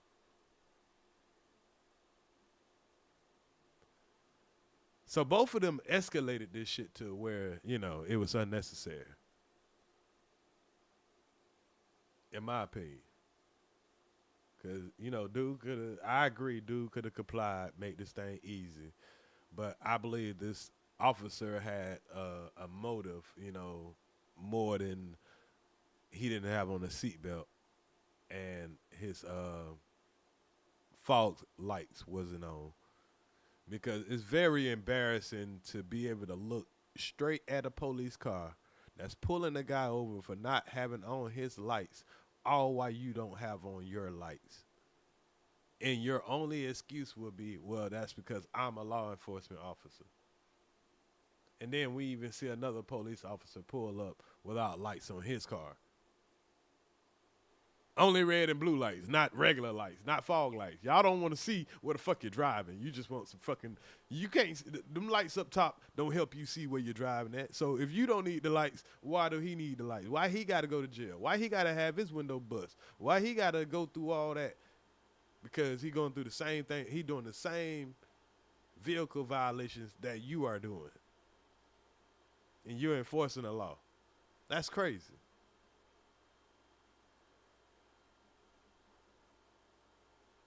And I'm not justifying it. I'm just, you know, saying. I'm just saying. I ain't lying. What is your reason, sir? Step out. What is your reason? Step out now. Don't fucking. Get on the ground. Put your hands behind your back. I'm resisting. Hands behind your back. What's wrong with you? What you mean? I was putting my hands behind my back. I was going to walk. Ain't no talking now, man. Ain't no talking. Fucking talking shit, bro. I'm doing, bro. What's going on, man? You're under arrest. That's what's going on. No, bro. Yes, bro. Yes. No reason, bro.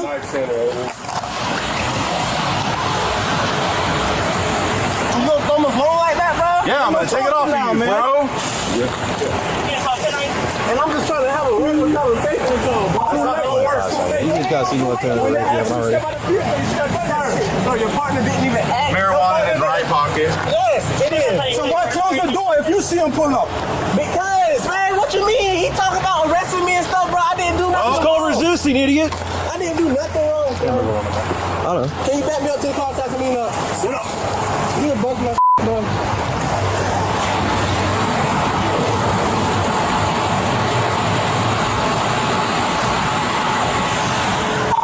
25. So you can start rescue. 1067. Approximately 30-year-old Bravo Mike. Lacerations on the lip. Man, he said this man is approximately 30 years old. Well, bruh. 2570. I'm gonna go around and get in this car. Okay. I don't know. That young nigga do look old, man. That young nigga do look old. That ain't good. Yeah. I know. You should put some gloves on, bro. No. You see that? Yeah. Oh, yeah. What's your name? You need tissue?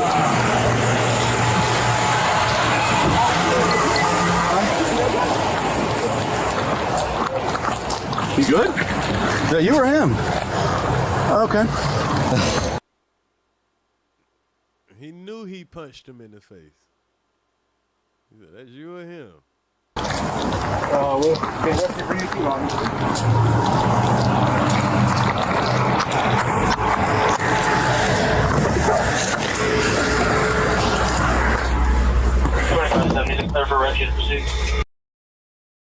Opportunity to speak on her own. So there's gonna be a lot of details that's gonna come out about this story. We'll of course we'll keep our eye on it. I know Iceberg said, Iceberg, are you free yet or you still at work? If you want to come up here and let me drop this link. But yeah, so of course, if we're all gonna see this story on the internet every day. But once I looked at it from that perspective, yes, nothing is gonna justify the punch. You know, that was just a sucker punch, what they call it. You know what I'm saying? He just had to get that in there. That was, you know. But we got Berg coming up real quick. Bet. There you go. Let me make sure I'm on stage too. Yo. What's up? Can you hear me, bro? Yep, can hear you good and clear. Cool. Yeah, so just a few things I just wanted to say, my kind of observations of that video, just coming from a different point of view. I agree with y'all as far as the lights thing. I think that's bullshit from the start, and it looked too light outside and all that. Like you said, the cops didn't even have their headlights on, so I think that was some bullshit. But when he walked up, he did say headlights and seatbelt. So I don't know if prior to him pulling him over, if like they had crossed each other's paths, head on, so he could actually see through the windshield, see he didn't have on a seatbelt, whatever. I don't know how he knew the seatbelt thing. But one thing that jumped out to me, at the beginning is when old boy opened the door up like that. So for a cop approaching somebody's car, that is kind of startling to them because cops get shot like that. When somebody wants to jump out on a cop like that real quick, normally there's a reason. That'd be the first thing I do. I wouldn't want to point out the damn window. I'm gonna open that door and get to him. Yeah. So when he opened the door and kind of started, poking out like that, that startled the cop, for good reason, because again, they've seen videos, heard stories and stuff like that where, somebody trying to get the jump on them. So that's, kind of made things a little itchy from the beginning, and then when old boy refused to give his ID, just everything was all bad from there. I mean, you driving, you got to identify yourself, period. So he's dead wrong at that point. Everything else after that point, he is dead wrong. So they got reason to arrest him for not identifying himself. He initially got pulled over for the, let's say, the seatbelt thing. Let's even throw the headlights out. Let's say the seatbelt, right? Right. So you got the seatbelt, you got him failing to identify himself, and then yeah, that turns into the resisting when he wants to close and lock himself in and all of that. They don't need anything additional to add on to it, you know. So yeah, it's really that simple. I mean, because like for example, someone who has a warrant, when they're out here on the streets, you're arresting them. You're not arresting them for something they're doing right there in that moment specifically. You're arresting them because they got a warrant that they need to face up to, right? So you don't have any new charge on them. However, if they start resisting you while you're trying to serve that warrant on them, you serve the warrant for resisting arrest. I mean, you put new charges on them for resisting arrest. It ain't got nothing to do with the warrant other than the fact that you're trying to serve the warrant on them, but it has nothing to do with those whatever charges are tied to that initial warrant. But now they got these new charges of resisting arrest. So resisting does not necessarily have to be tied to some other, you know, real big specific charge. You know, if again you're failing to identify yourself, that in itself is a specific charge, you know, that they could put on him. And one thing I think, I don't know if you said it or something in the chat, because I was kind of, you know, paying attention to you in the chat at the same time.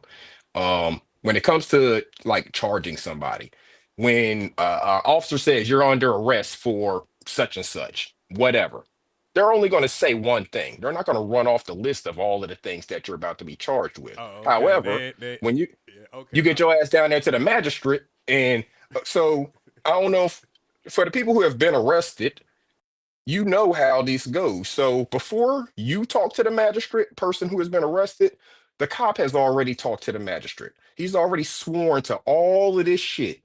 He's already told the magistrate all of the stuff that they charging you with, and here's all of the evidence and reason why I'm saying I'm charging you with. I swear to all of it. Before they even bring your ass up there to say your side of the story, all that has already happened.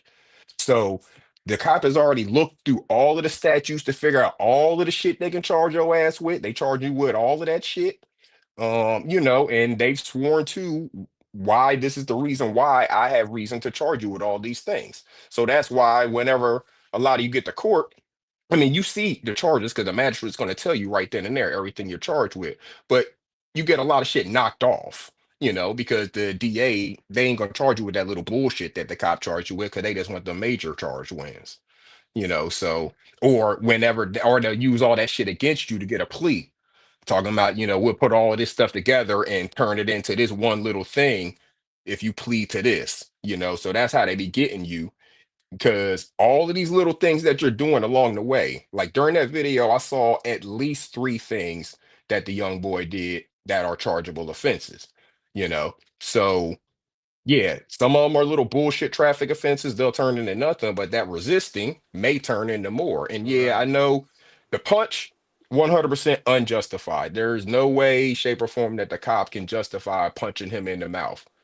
With that being said, I doubt that I doubt that if the young boy sues the cop or the department or whatever, I doubt he wins anything because of his behavior leading up to it. Right. And it's not like they beat his ass. Because there was you know. an initial justification for asking for his ID, and that was a questionable seatbelt or not. You know. Right. And that's where it started at, and he has the right to ask you for a seatbelt, and you chose to close yourself into that car and lock the door. You can't do that, you know. Right. So if they would have Rodney King beat his ass, then yeah, you know, he might have had something. But he got punched in the mouth one time by a cop who did some shit wrong. That cop may get reprimanded, but I doubt that the young boy gonna win any money or anything like that, because people are gonna see the whole video, not just that first clip we saw. Right, yeah. He ain't gonna get no money. I agree. But yeah, that cops definitely need to be disciplined. I don't think he need to be I guess you can't say he'll need to be in that line of work. I mean, but I don't know. He really needs some psychological, you know, evaluation. Right, because the one who did that was a different one, right? Or was it the one who initially I think it was a different up? one. Okay. The cop that was there, I think he did a good job of keeping his temperament. But I think Right. when the other guys get there, they don't really know the tension of it, and they're just gonna kind of go out there and do whatever, do the normal. They don't know And that the they're guy really wasn't being extra. He didn't need the right. full beat down, but just Yeah, and there are some hotheads out there who, when they get on scene, they may be more senior, as far as been on the police force a little bit longer, and they kind of take control of things. And if that's the way they do business, that's kind of the way they end up doing business. But I'm not excusing that at all. I'm saying that's the way situations like that end up happening. So right. let's say, for example, the cop who pulled him over initially, say he's been on the force a few years or whatever, but then here comes dude that's been on the force 15 years and run shit. you know what's going to happen? Who's going to take charge of things? The other Right, dude's right, coming right. there, he's trying to get this shit over with, make it be done. Yeah, he did it improperly, I agree, but people don't question his tactics a lot of times, and that's why they get away with the shit. A lot of them take it a whole lot farther than that, we've seen. But yeah, again, I'm not making any excuses for any of that by any means. I'm not trying to say that. I'm just giving you the real of how those things end up going Yeah, down. yeah, yeah. That's just the reality of it, and ain't no use of trying to sugarcoat it. Right. But yeah, that's all I wanted to say, bro. There's just some observations I made and just wanted to give a little perspective from a different point of view. Great video, man. Great video. Salute to you for these breakdowns. Hey, real quick before I jump off, I don't know, you may have covered it and I missed it.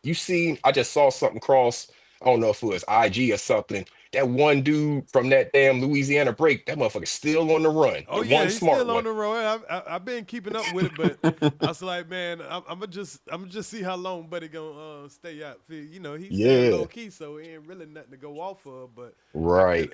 I could have, as far as the background and stuff, we kind of tapped into that just a little bit. Yeah. But yeah, man, he's still on the run, man. I would have won the bet if I would have betted that he would be the last one. Right. Cause he got them tattoos all on his neck and shit. I thought he would have got caught up, but hey, he know how to keep himself low Yeah, I key. think he got some real folks in his corner. Yeah, but he has some real time too, so Yeah, he yeah. has some real reasons to run too.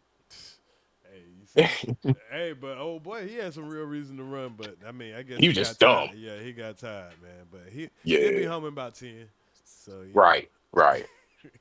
Look, he needs peoples. I guess they can come visit him. Oh man, but speaking of time, man, we gotta. I'm about to talk about this guy, Cash Out. You remember Cash Out?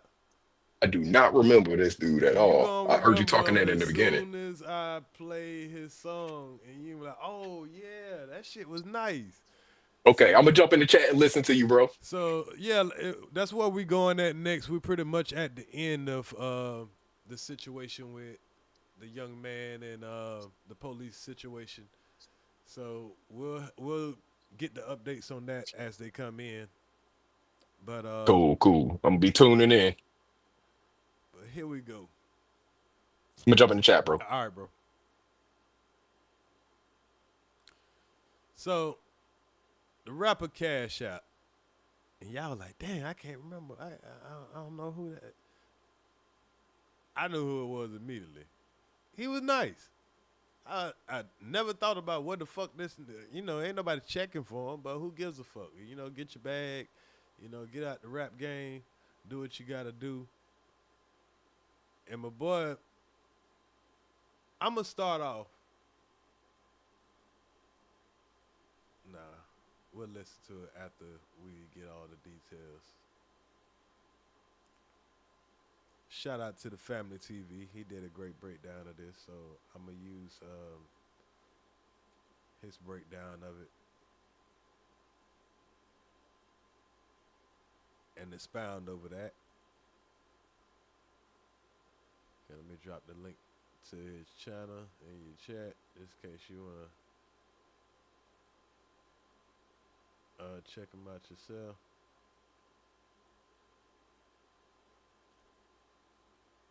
All right.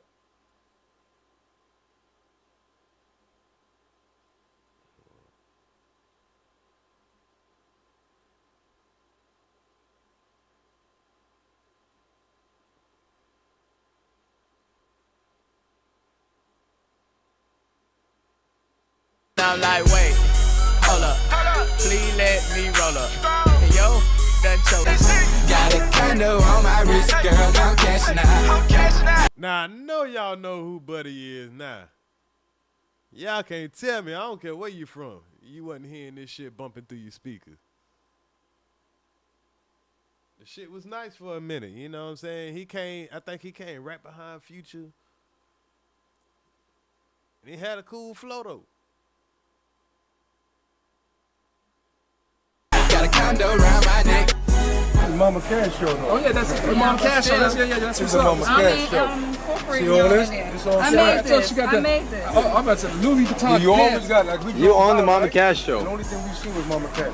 We drove by. We didn't see none of these cars. That's gonna be the situation. I'm gonna tell you, it's gonna be the situation no matter where you could be in a mall, you could be like in New York City. She's gonna stand out in the crowd. I mean, so that's you know that sign in Hollywood. So it comes down, y'all. Cash Out, and not only Cash Out and his mama are going to do some long prison sentences for some despicable charges, to be honest. I mean, it's one thing to have to go do time for some charges, but to have the type of charges that they've been convicted of,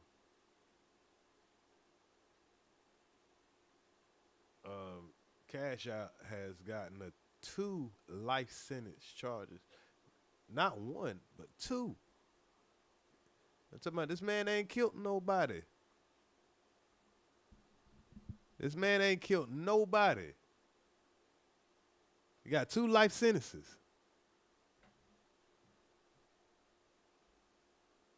Hollywood sign? Oh yeah, she's on top of the Hollywood sign. She's on top of the Hollywood sign. So when you're in the West Coast, look out for the Hollywood sign, and you might see it on top of it. Exactly. Again, we in here on the video show. We out here. County District Attorney's Office says human trafficking is a big priority for DA Fonnie Willis, and one reason is how much of it is going on in Metro Atlanta.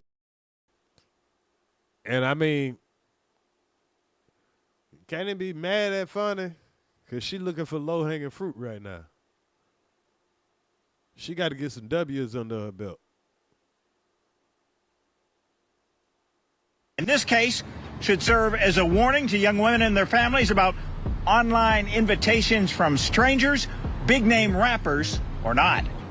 The most troubling aspect of this case is that women have been victimized and brutalized within our community by people who had a chance to do something else with their lives. Nigga, they trying to kill the pimp game, boy, because if you calling all these gorilla pimp ass niggas and talking about you giving these niggas life sentences now, and females could come back from 10, 15 years and talk about what they, put themselves through, or what a nigga put them through, because some of them are victims. I'm not going to deny that. But I've seen some motherfuckers that are ruthless. I don't know. Hey, and I think the female pimps right now are just as bad. I mean, if you're going to do it, you got to do it from both sides. But I could see this shit being used as a weapon just as much as trying to get rid of sex trafficking. That's all I'm saying. Of a celebrity rapper who has yet to go on trial on related charges, but because of the justice it got for a young woman who was trafficked, then attacked and raped. Message it sends that buying sex is not okay and is a big deal. Now, from the audio that I heard in this, and I didn't listen to the whole trial, but from the audio that I did hear, there was a time where there was something really fucked up going on. So, but giving a motherfucker 2 life sentences, nah, that's crazy. If nobody ain't dead, 2 life sentences plus some time. Shit. So then he pulls the gun out and puts it in my hand. Okay. And was like, pull your pants down right now. The greatest thing about the conviction of Taurus Drain is it sends a clear message that there are not throwaway people. He's really like choking. I counted my cheese before I got the motherfucking plate. I counted my cheese. I counted my cheese before I got the motherfucking plate.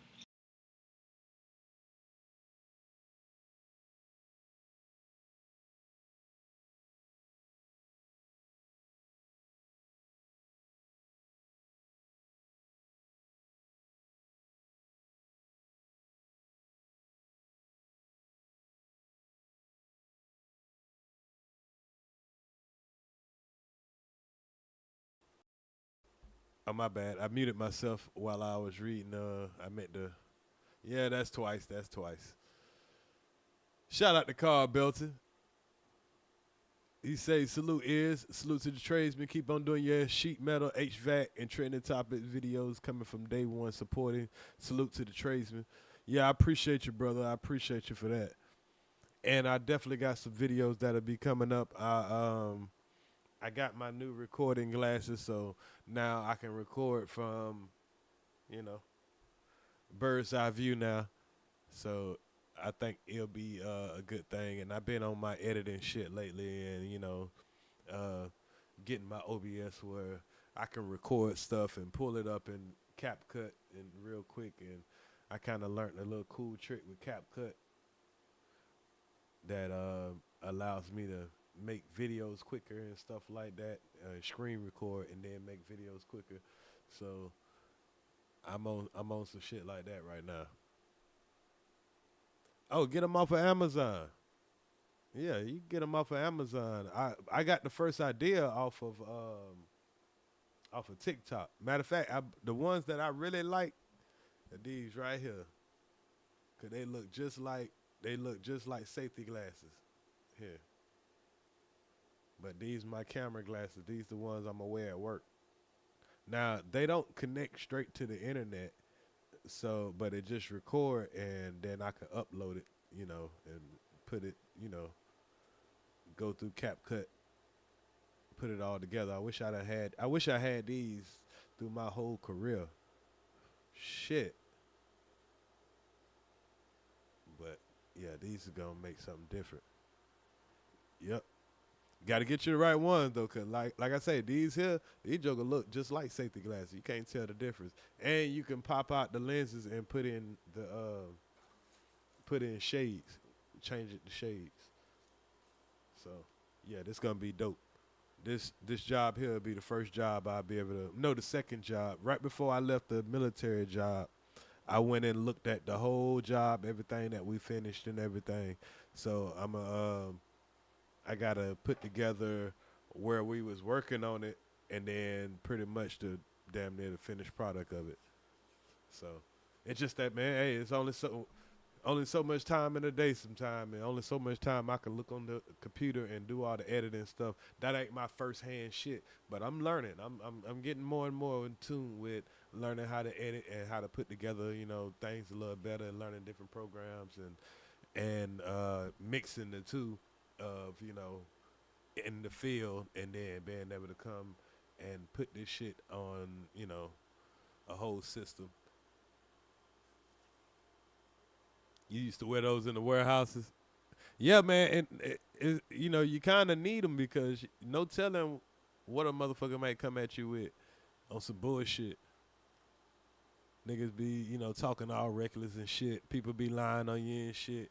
Lying about the conversation y'all done had, you done talked to one boss or whatever. Nigga, I roll right up on the motherfucker and tap my little glasses real quick. That mean my shit done started recording.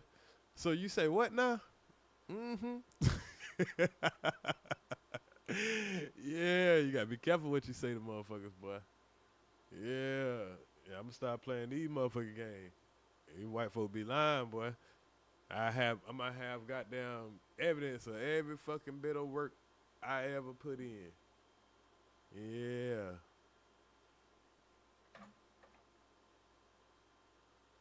Yeah, the quality recording. All right, I got you. I definitely gonna get on my editing as far as getting to my HVAC stuff. But anyway, let me get back to the topic, y'all, and cause this the last one anyway.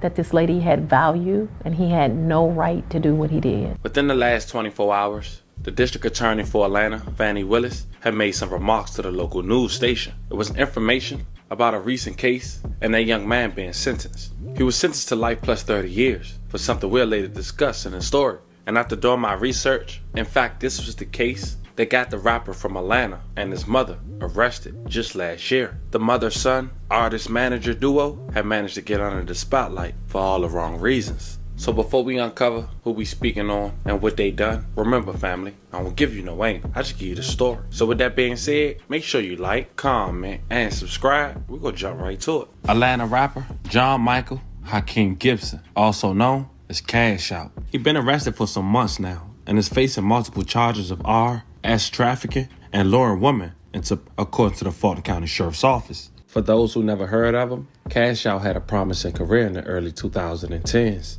One of his most iconic tracks was a 2012 track titled Cashing Out.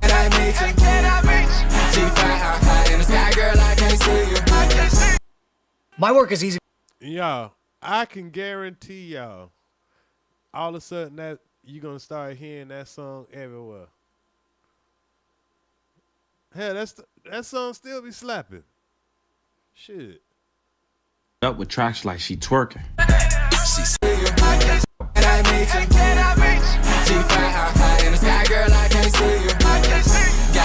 He followed up with tracks like She Twerking. She said I got too many shows, but she twerking. Man, shit, my girl still like this song. You can still turn this song on in the club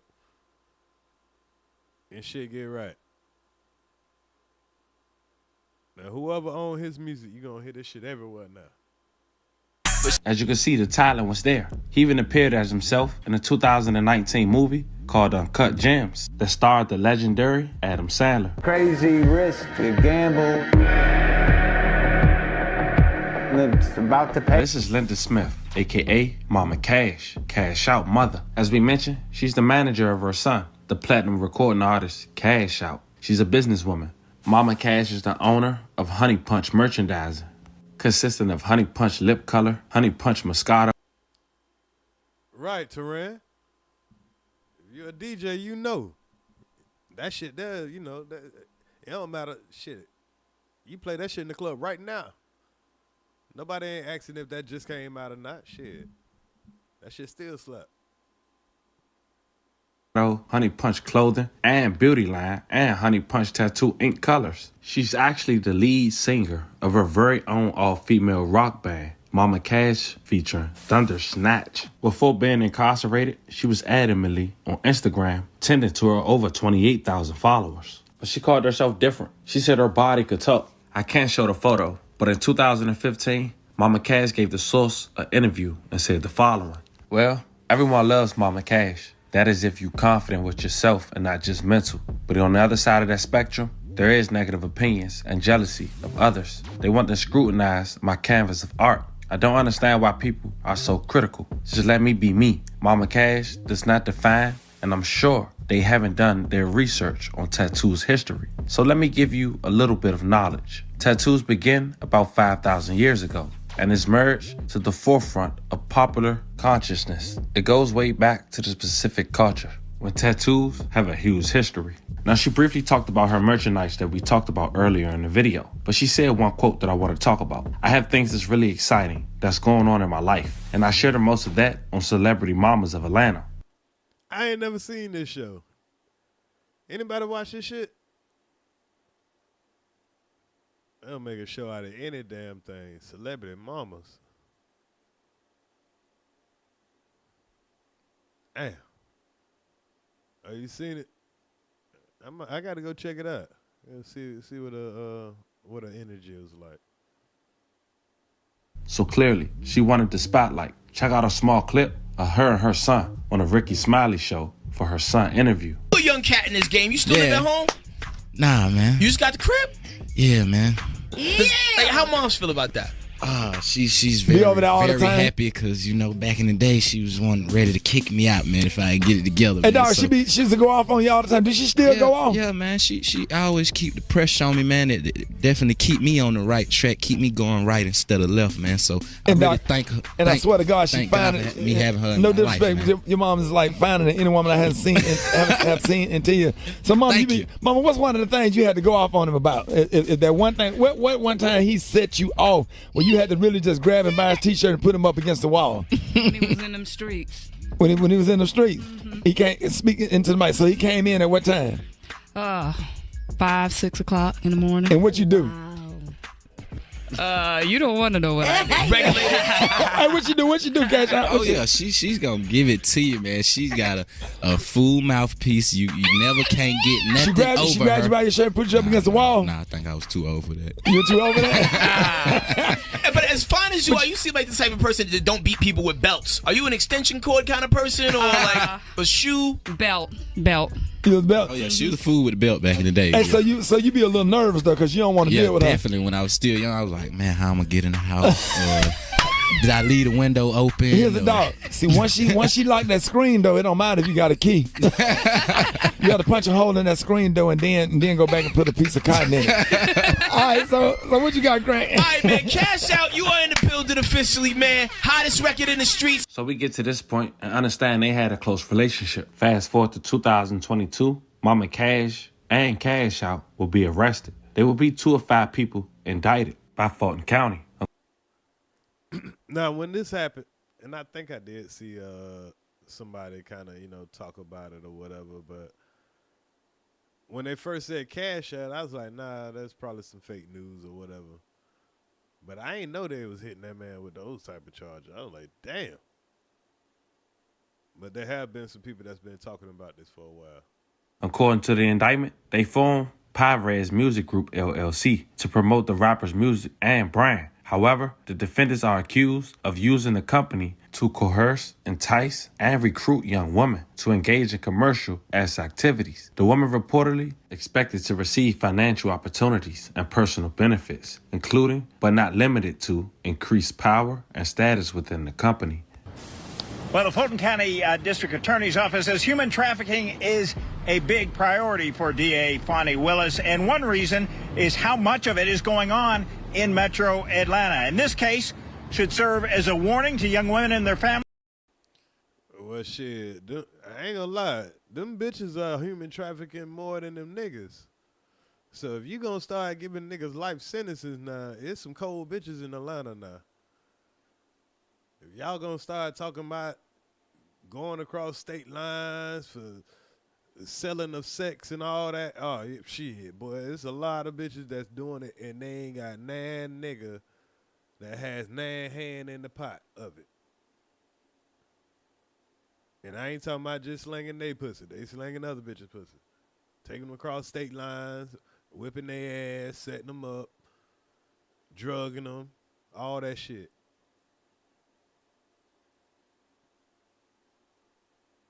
Families about online invitations from strangers, big name rappers or not. The most troubling aspect of this case is that women have been victimized and brutalized within our community by people who had a chance to do something else with their lives. How many of these sex workers have been rescued? We've rescued 2 so far.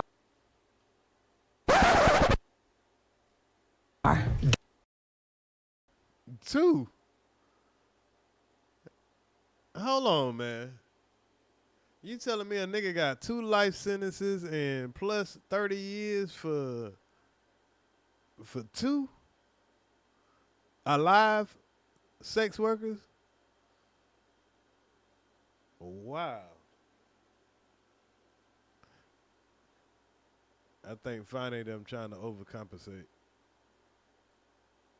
for losing the YSL trial, for losing the Lucci. All these people done slipped through her fingers. I mean, goddamn, you got Nature Boy.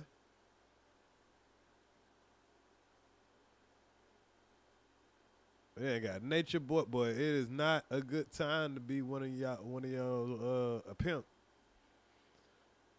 Nah, it is not a good. All that Bishop Dom, Magic Wand, all that shit. They might be going after Snoop Dogg. See, they about to start going after Kanye. Look like they nipping that J.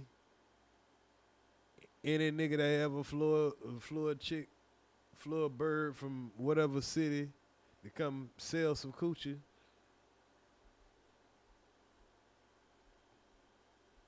This is crazy. This is a slippery slope.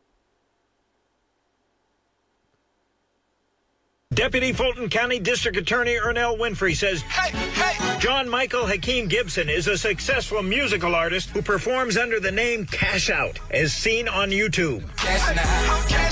But she says Cash Out has also been successful in cashing in on his celebritude to lure at least one of his young female victims unwittingly into a life of prostitution. Was he making cash off young women? He was making money, indeed. Ms. Winfrey says Cash Out is the figurehead of an organization at the focus of a 41-count indictment handed down in late March against him and 5 others. He's a very talented musical performer. Unfortunately, he didn't stay in that business, and he branched off to the business that finds him under indictment. Ms. Winfrey says Cash Out faces 13 counts, including racketeering, plus trafficking a person for sexual servitude, rape and aggravated sodomy that allegedly occurred in a hotel room off Fulton Industrial Boulevard, keeping a place of prostitution at a home on Alfred Avenue Northwest, both locations shown in evidence photos, and beating a second victim with a belt. He's accused, yes, of whipping a young lady who's a sex worker. And this was one of the girls that he had recruited. A defense document predating the new indictment said, quote, Gibson was allegedly arrested for a rape charge where he did not even have sexual intercourse with the alleged accuser.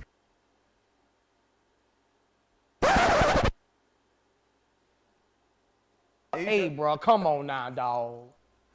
Come on, man. How?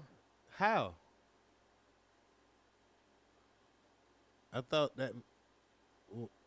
Okay, I understand if you like accessory to it, you know about it, but there should be different charges. How you charge somebody with a rape that you did not have the intercourse with them? There should be a different type of charge for that. I'm just you can't just put shit in the vicinity of a certain word. That's crazy.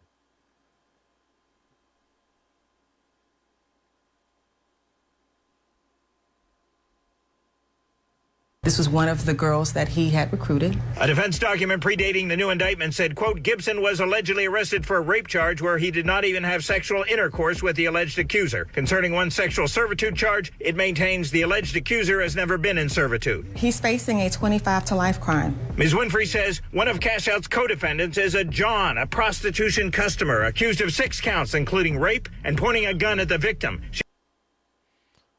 So they put him in a R.I.C.O with a guy that actually did rape this woman and assaulted her with a weapon and all that. And they're trying to make it, when they put it in the R.I.C.O, whatever he gets accused of, which is the guy, his co-defendant, that means Cash Out is getting the same thing as him because they're in a R.I.C.O together. Man, Fonny, you filed for this one now. You just group a nigga up with another nigga, you know what I'm saying, that got a gun charge and a rape charge. Nah, bro, that ain't cool. Nah, that's fucked up. That man should have been charged by himself for his rape and his gun charge. And this man here, if he ain't never raped, put no gun, no woman can testify there's a gun to his head, gun to her head to do whatever she was doing and all that stuff. Nah, you can't. That's crazy. That's how they got this man to be doing 2 life sentences. Nah. I ain't saying the man innocent, but two life sentences plus what up, man? Stop it. She says another suspect pointed a gun at a second young woman in another incident. We want parents and family members to be aware, because one thing that we realize is that not just Cash Out, but a lot of people are recruiting young women through social media.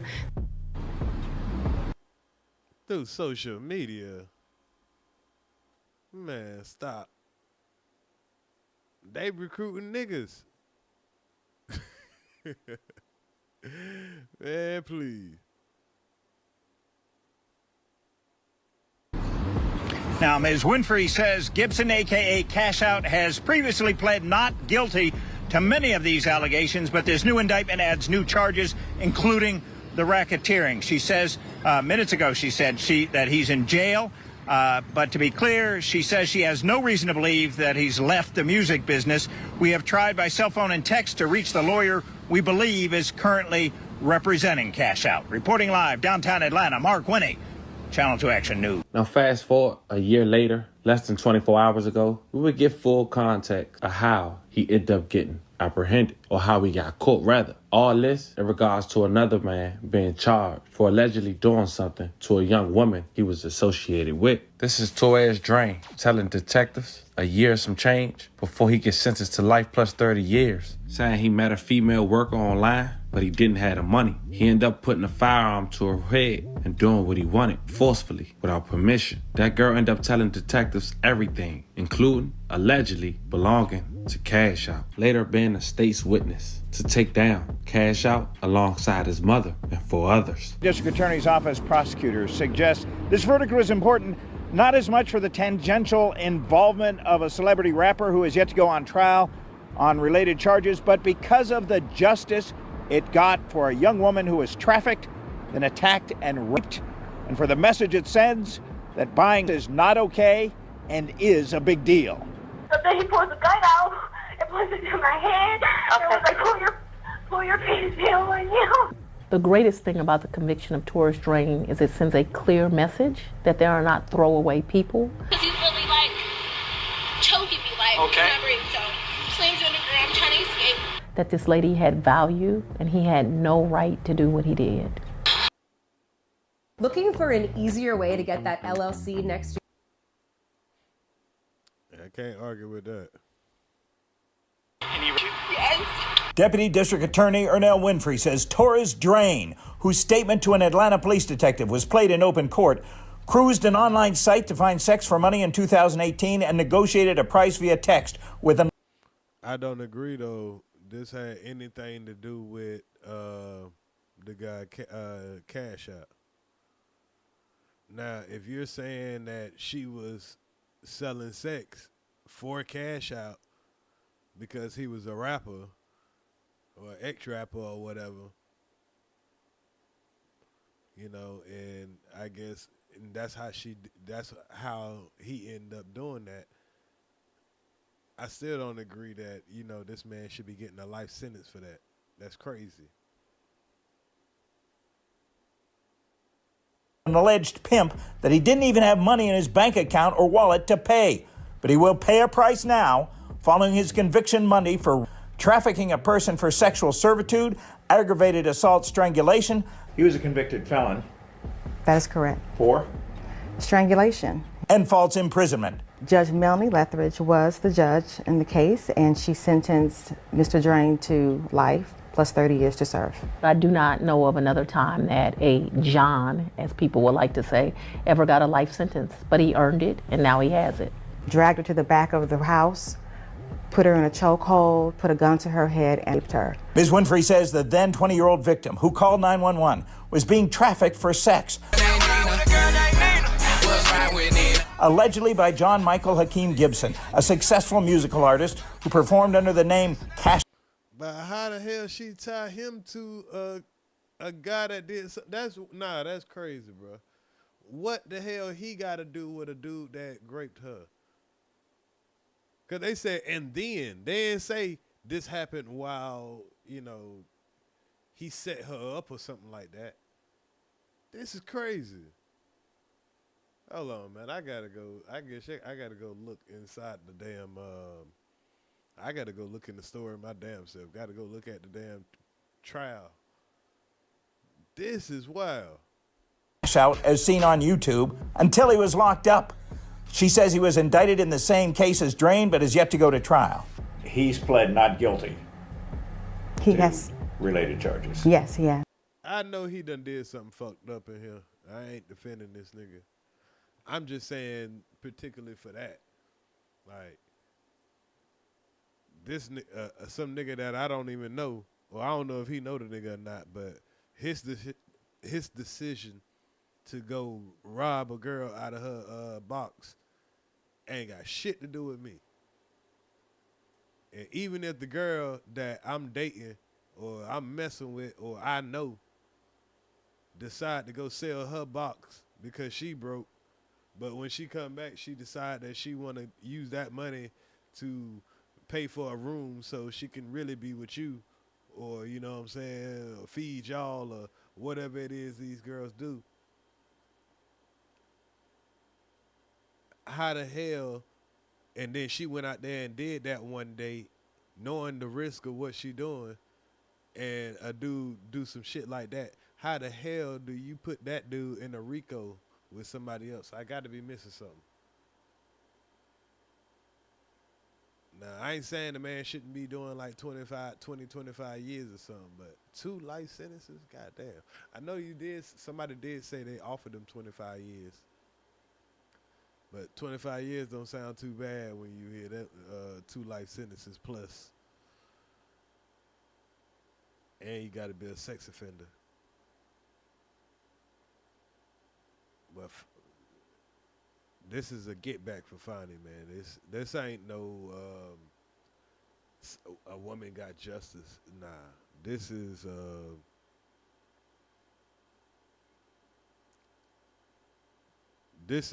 none of my goddamn RICO's been sticking, and we got a re-election coming up type of move here, I feel like. But whatever. Y'all just better stay out these folks' way. I know that much. Has he denied involvement in this incident in particular? He has denied any culpability at this point to the indictment. Ms. Winfrey says at trial the victim testified Cash Out basically told her if she called police about the attack, she was to leave his name out and say she and the attacker had met at a club. Prosecutor Winfrey says body cam video of the victim's out. Oh, so I mean, that's understandable if he ain't had nothing to do with that shit. Besides y'all being, y'all being a little pimp hoe goddamn couple. Man, ain't got nothing to do with that shit. That was a bad deal. Outcry to Atlanta police officer Pete Cunningham, who responded after the 911 call was played in court too. The jury loved the responding officer because he took such great care of our victim. The prosecutor says the victim has accomplished something too many others have found difficult, escaping the bonds of sexual servitude and turning her life around, which should inspire other victims. She's doing very well. She works with the elderly now. Yeah, she fucking old niggas now. She fucking old tricks now. Stop it. She got an old man. Stop it. Talking about she working with the fucking elderly now. We know what them chicks be doing in Atlanta, man. For real now. Now man, niggas getting life sentence. And I think she's just only going after these damn rappers. Because you know how many niggas and bitches up there pimping each other in Atlanta? Shh. You might as well shut down all them damn strip clubs then. What you think they doing? She's serving. Ms. Winfrey says. Yeah, she been serving. She's serving right there at the strip club. You acting like you're saying that he raped her. The nigga that raped her, he need to be doing the life sentence. But you saying another man should be getting a life sentence for what somebody else did?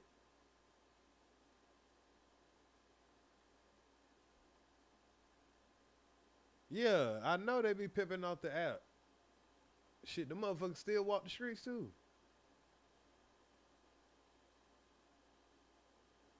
I always see the motherfuckers getting busted on it's Facebook groups and shit. Man, please. Them folks don't play. They done made that human trafficking shit some real shit. They better stop playing with these folks. The pimp game used to be easy. Boy, they used to get the less time. Shit. As in court, the victim said, as far as you, Mr. Drain, God have mercy on your soul. I've prayed since the day you tried to steal my dignity that you wouldn't harm another young lady like me. Nah, this nigga really violated. This nigga robbed some, you know what I'm saying? It's like robbing a goddamn, it's like robbing a store, bro. You can't do that. Robbing a 7-Eleven. Yeah, rob this woman out of damn. She having sex with any and everybody as long as you got the $50, $100, I don't know, whatever they charge. And you put a gun to her head and did it, you know what I'm saying, without paying. It's crazy. This verdict sends a message to the public that buyers must beware. But this is not what happened. This wasn't a buyer. This was a robber.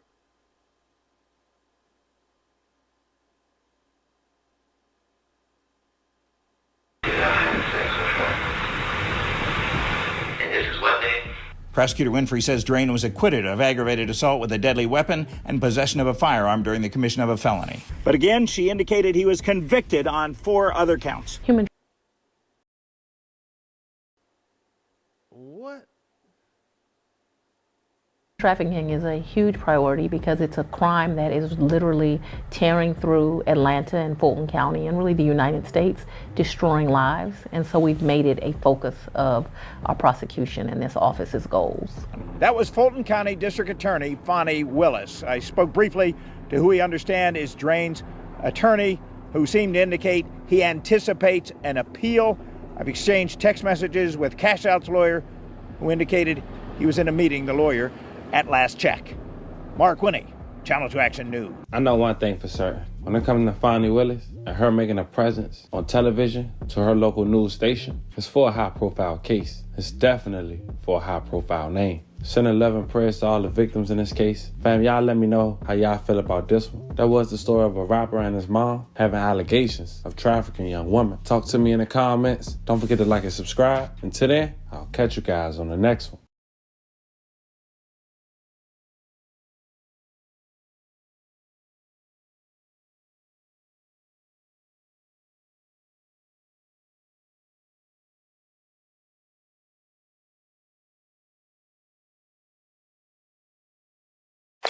Okay, that's awesome. Okay. That'll work. Did you run your body cam? I am now, because I don't know how legit you are at the moment.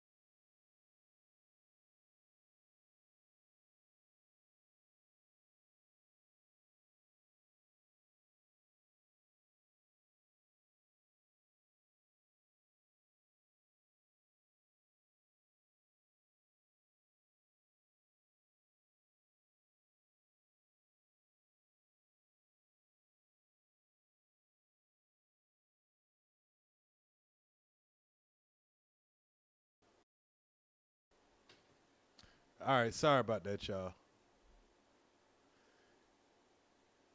So before we get out of here about this subject, we'll go over the video of the mother getting her time and him getting his time, and they're gonna go ahead and give their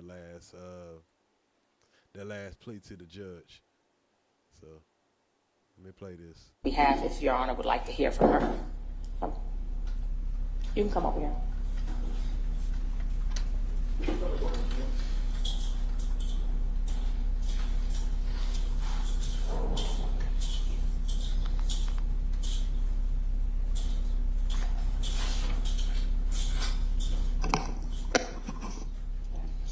Good morning, Your Honor. Good morning.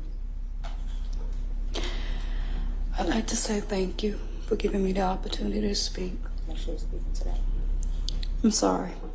I'd like to say thank you. Sorry about that. But yeah, this is his mother. They gave her 30 years, I believe. So, and then we'll hear what old boy got to say. Thank you for giving me an opportunity to speak. Not a day ever since I turned myself in. I was always prayerful for the victims. I take accountability. I pray for them continuously. I pray for the district attorney's office. I pray for you, Judge, because that's what God requires me to do. And that's what I truly feel in my heart, because I love God so much, and I'm so full of joy. That Friday, when the verdict came in, I wasn't angry at all. Man, this is sad, bro. Some sad ass shit. The justice system then gave some people the life sentence, because this is a life sentence for her. 30 years, she ain't got 30 years in her. 2 life sentences plus whatever shit. That man ain't got all that time in it. These are life sentences. This is like saying they died in a car accident. Now, I don't know the details, the super details. It could be some horrific shit in there. I don't know. But I just know, I don't know about 30 years now. If they would have gave him 30 years, I would have said, okay, maybe, you know, maybe he got 15 years apiece for, you know, each victim. You know, I get it. I get it. But a R.I.C.O, that R.I.C.O, they use that shit real loosely. But you say it was? Okay. I could be wrong then, man. It just nobody dead. That's, you know what I'm saying? Like, it got to at least be somebody dead, in my opinion, to get that kind of time. Because what separates just, you know, I don't even think they was going to get Epstein that kind of time. You know, what's separating these people doing it on these large scales? They ain't even give R. Kelly that type of time. They wasn't going to give Diddy, well, yeah, Diddy was going to get some time, but I don't think he was going to get no 2 life sentences. I almost thought something was... And that's why she doing that shit within the state. If she did that shit within the feds, man, Trump would have probably goddamn pardoned that man. Oh, that's another L she took. She trying to clean up her face from Trump and the YSL and the FYN and all these shits that they done, you know, she done took a whole bunch of L's fucking with these celebrities. And she getting accused of fucking the motherfucker that she got trying to prosecute Trump.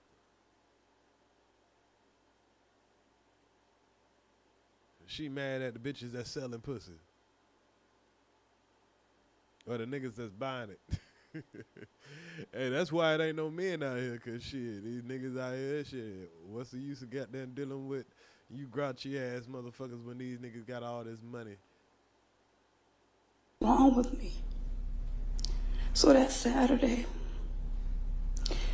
well, the night before, let me back up. I talked to God like I always do. And he said, I must give my testimony to the young ladies in New Beginnings. And I said, Father God, I don't want to put my business out there. That's my business. But Father God said, you're... Man, they get real religious when this shit start happening. They ain't gonna take none of that time off, girl. Look at buddy over there in the corner, looking at his watch. Hey, you know how many times they done heard this shit?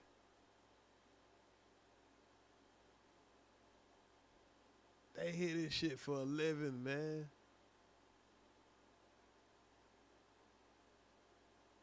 Let's hear his shit. No, this the other dude. This the dude that did the great. Right. Hey, how you doing, Your Honor? Good morning. My name. Why you giving a damn how she doing, nigga? You already got that elbow. I don't know if this is after they got the time or right before they got the time. We'll figure that out later. Tyrone Orlando Taylor. Speak up a little louder for me, sir. My name is Tyrone Orlando Taylor. That woman already know your name, nigga. This is crazy. They act like these folks don't know your name. My name is Tyrone Orlando Taylor. Could you take it easy on my sentences? Thank you, God. I done turned to God. I know my life ain't been perfect. I made a lot of mistakes in life. I know my background ugly, but not violence, like being caught with guns and robbery and murders and stuff. I know that I made... This gotta be before sentencing. It's gotta be before the sentencing. This shit is like a, plea for mercy. These niggas plead for mercy and they ain't show no fucking mercy. A lot of mistakes by making the wrong decisions. And I learned since 2019, I've been incarcerated to make the right decision. And I learned a lot of patience. And you better have learned a lot of patience, cause nigga, you gonna be in jail for a long ass time. So I learned a lot of patience. Yeah, I hope so. Look at this fool. The victims who accusing me of something that they said I did, that I didn't do. And oh shit, everybody shaking their head, cause that means you ain't taking accountability. And he's still saying he didn't do it, and we said you did it. We set that bitch up like you did it all, nigga. Or you might have did do it, I don't know. They said you did it, hey, you did it, bro. You was in the wrong place at the wrong time.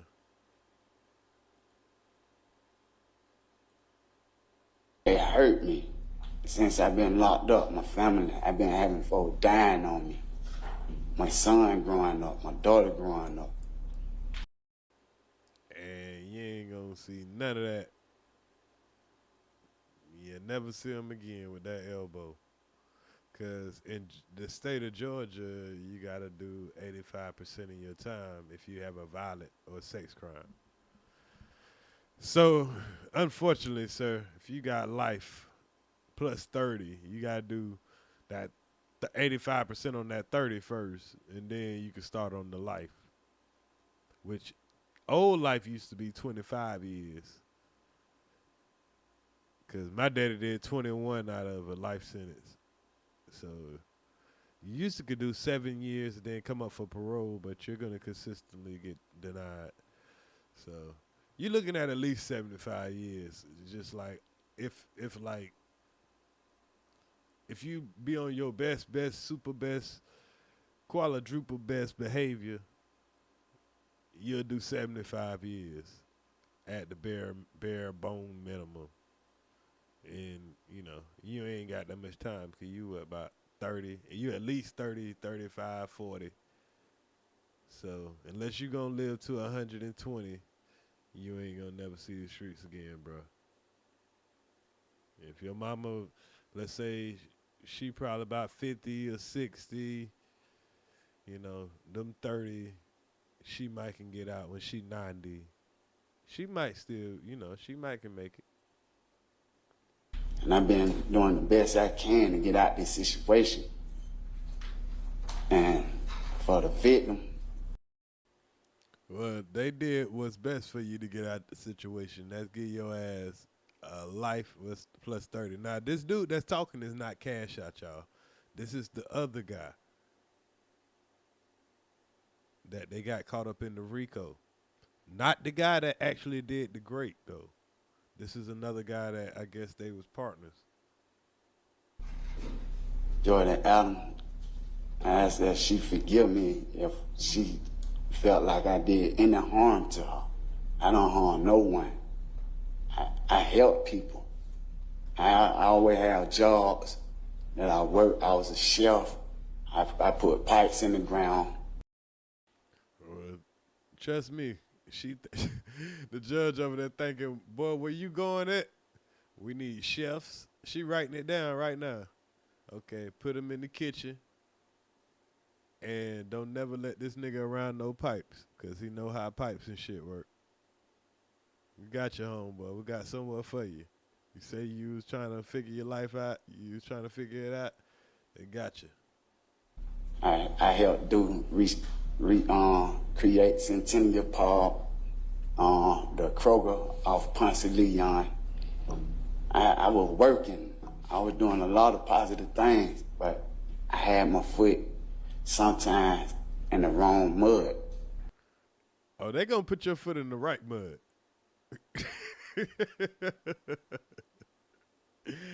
Hey man, I ain't got, man, what I supposed to do? Yeah, they got y'all niggas fucked up, man. This nigga, like, I don't know how Cash Out get in this shit, bro. You had the hits, you had everything that, you know, most niggas want, bro. Y'all niggas just got to put something towards something positive, man. I don't know what these niggas be thinking. Man, they get the bag and fuck it up. That nigga blew up in 2010 through 13. Like, come on, bro. We got the internet out here. And I get it. These little bitches, they'll sell you out. They'll testify against you and all that shit like that. But come on, bro.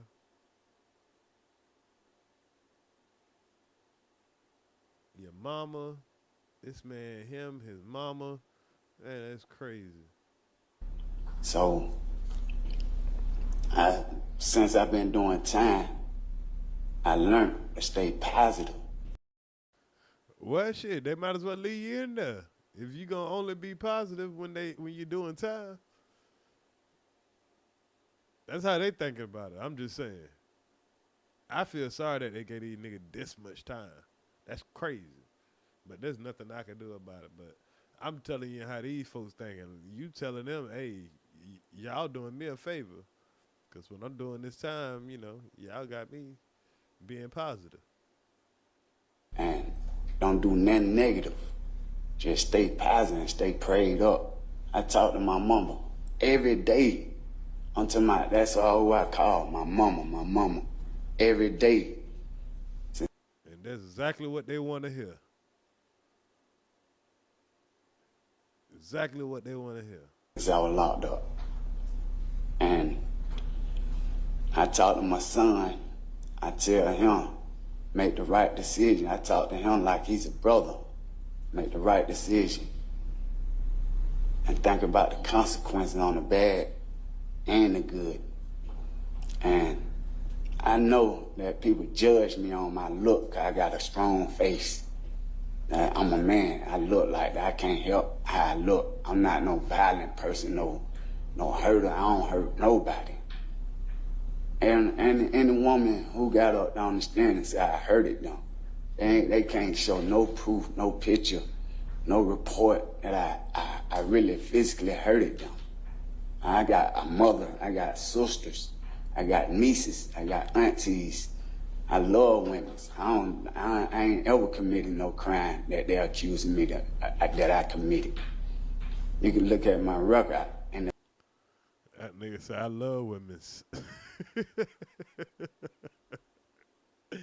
I know this is a fucked up time, but I love y'all women. In the past, I was a user. I used to use drugs, and in 2017, I was in a drug program called Stan Inc. Fulton County put me in now. And when I was in there, when I completed the program, I was with my friend Felicia. I was in a relationship with her.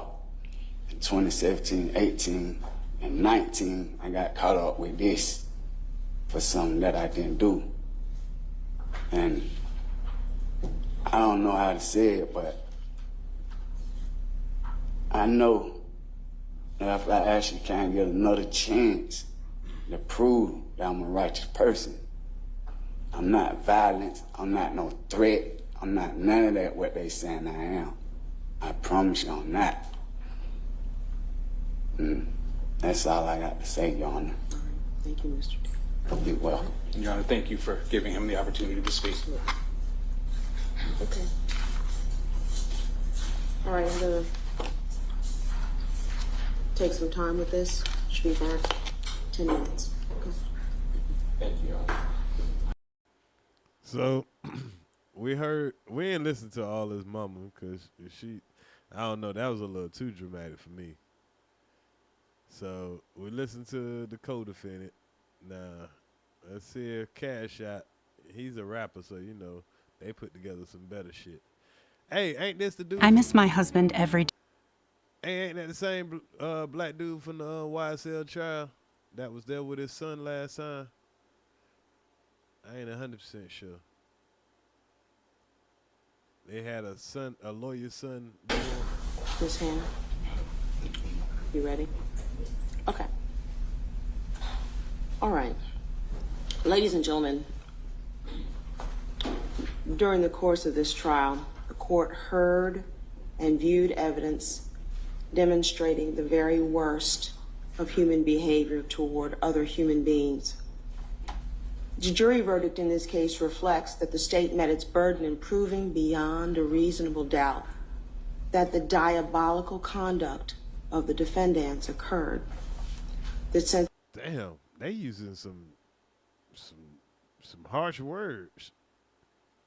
Diabolical. Shit. Sentencing to be meted out by this court will be responsive to that. Mr. John Michael Hakeem Gibson, would you please stand? Okay. On count 1, violation of the Georgia RICO Act, 20 years to serve in confinement to run consecutive with count 10. On count 10, rape, life in confinement. Count 12. They charged that man with rape only because of the RICO Act. Now they know they wouldn't be able to do this in the feds. They would have got pardoned. Trump would have pardoned them about that. That's just like if you tied Epstein into what they accusing Trump of doing right now. That's crazy. Cause another dude do some wild ass shit and you know of him, and I guess you supposed to do a citizen arrest. You just tell the motherfucker, hey man, keep my name out that shit. That ain't got nothing to do with me. I can't go to jail for that. Don't tie me into it. Yeah, we'll try to handle that on the streets.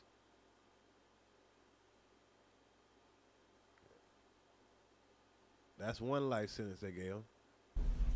Aggravated sodomy, life in confinement to run concurrent with count 10. Now that's sodomy. We got to get more details about that sodomy. I think that's what the dude did to the girl, but it's part of the RICO. So they knew they could easily prove that old boy did what he did. Now all we gotta do is act like he was part of your crew, which probably was. I don't know. But that's what they hitting them 2 life sentences for. Count 22, trafficking a person for sexual servitude. 20 years to serve in confinement to run consecutive with count 1. Now, if you're going to give him 20 years for that, oh, man. Every bitch in Fulton County need to be shaking in their damn boots.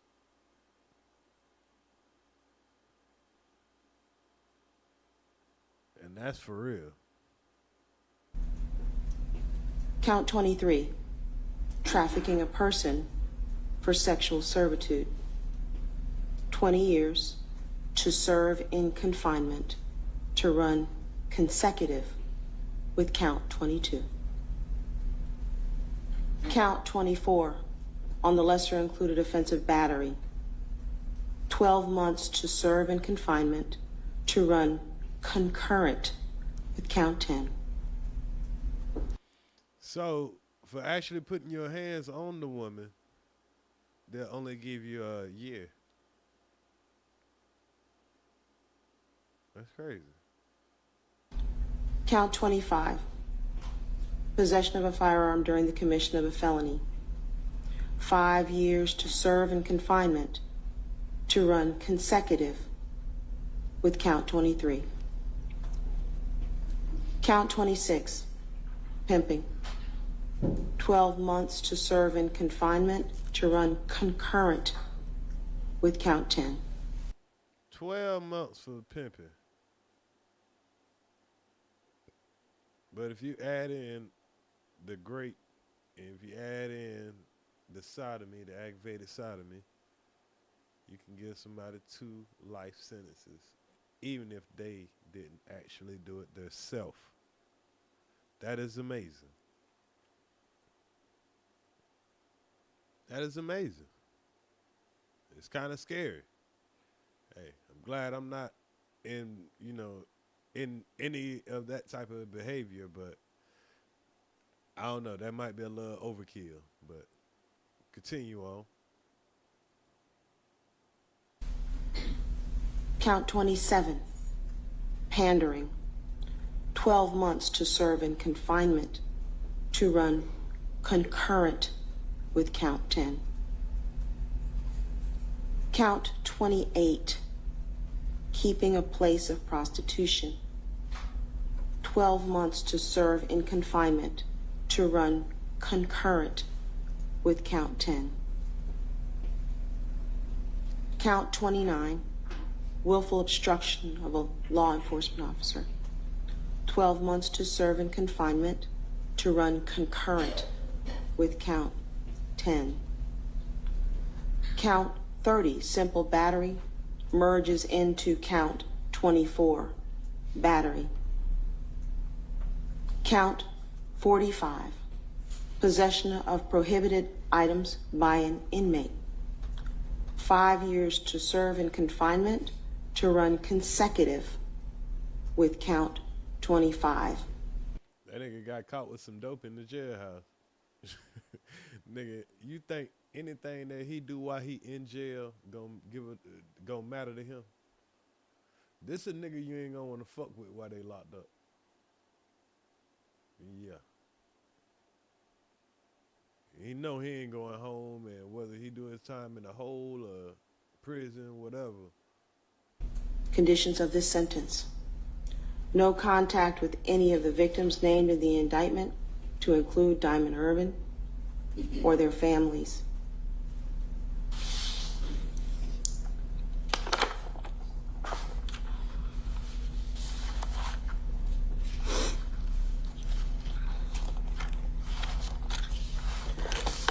You are to register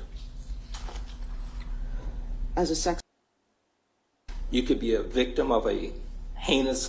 So that let's hear what he pleaded before she gave him that. Even though I know this is kind of backwards, but let's see what he said for that woman to turn around and give him all that damn time.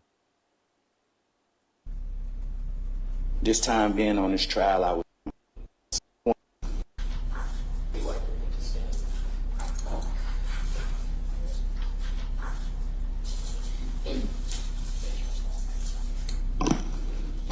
Good morning today, Your Honor. Good morning.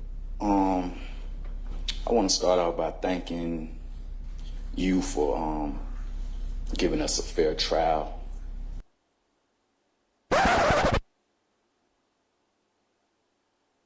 Really?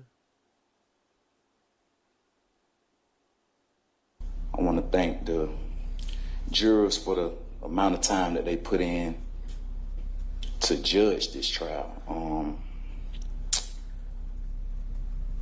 This time being on this trial, I was able to see how the jurors are put in a tough position to, sit there and judge someone's life, And, it's a hard decision, and I felt like they made the wrong judgment.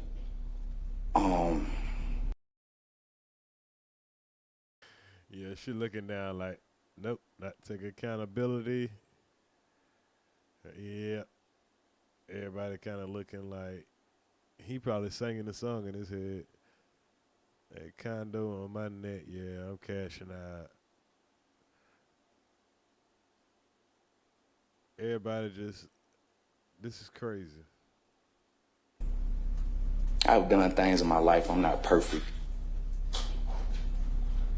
But the things I've been accused of, I know that I haven't done those things. And that might be why she gave him the max sentence. Because these niggas came up there and, you know, they didn't take any accountability. His mama took accountability. She got 30 years. She could have got the same life-ish they got. But the thing about it, he had 3 charges that could have carried any amount of time that would have pretty much, what he thought you was going to go out there and she was going to give you 5 years for each one of the charges or something like that. You facing a minimum maximum and you're guilty. You might as well came up here and told this bitch how ugly she was. I would have came up here and showed my fucking ass. Fuck it. Hey, you funky bitch. I don't give a fuck what you did. Sentence me to death, bitch. I don't give a fuck. I would have made fucking history. Fuck it. Ain't no fucking way I'm coming up here kissing these folks' ass knowing damn well, like you say, you ain't did nothing wrong. And you looking at life sentences and all that shit. Y'all niggas think y'all gonna come up here and say something that's really gonna change her mind. The fuck out of here. Nigga, her and Fonnie going to motherfucking eat a steak dinner right after this motherfucking trial. All of them trying to get their seats back.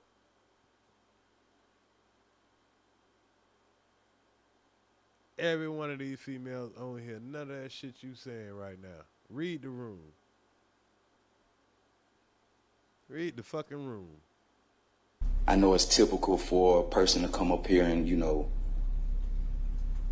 show remorse to, you know, crimes that they have done, but man, a woman has been hurt, and there's 1, 2, 3, 4, 5, 6 women in the room right now. Boy, you fuck. I can only show remorse to the people that I know that was in this trial, which is Kiara Adams, Deanna Sanders, and Jasmine Brown. Now, he has a valid point right there, and I get why he's saying that. He don't even know those other people that did all that stuff that they did. Not remorse on behalf of like I did anything to them, because if you know me and people who really know me know that I wouldn't force anybody to do anything. I met women, I dated women who were doing escort or whatever, however people want to look at it from a moral standpoint, but who was doing these things as a grown woman. I've only dealt with grown women. Nothing was forced. Nothing was coerced or anything of that nature. If you notice before this trial, no woman can say anything about me before this trial. If you notice before this indictment, no woman can say anything about me before this indictment. I get the situations that people are put in when they're faced with a certain type of crime or a certain type of time, and they're bullied into this situation to put the blame on someone, or to put the blame on Cash Out, or to put the blame on someone who's at the top. That's why I didn't really fault them for their decision. I didn't fault Deanna Sanders for making her decision during a proffer. She just had a child. Mind you, she was just on video call with me while being incarcerated.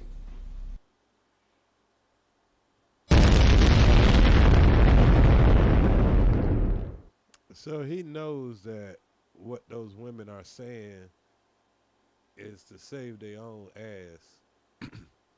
You just had a child, and Fonnie Willis them offer you a deal where you never go to jail, but you know, hey, we just want this guy. We need this big we need this big case or whatever. We need to tie him into a R.I.C.O.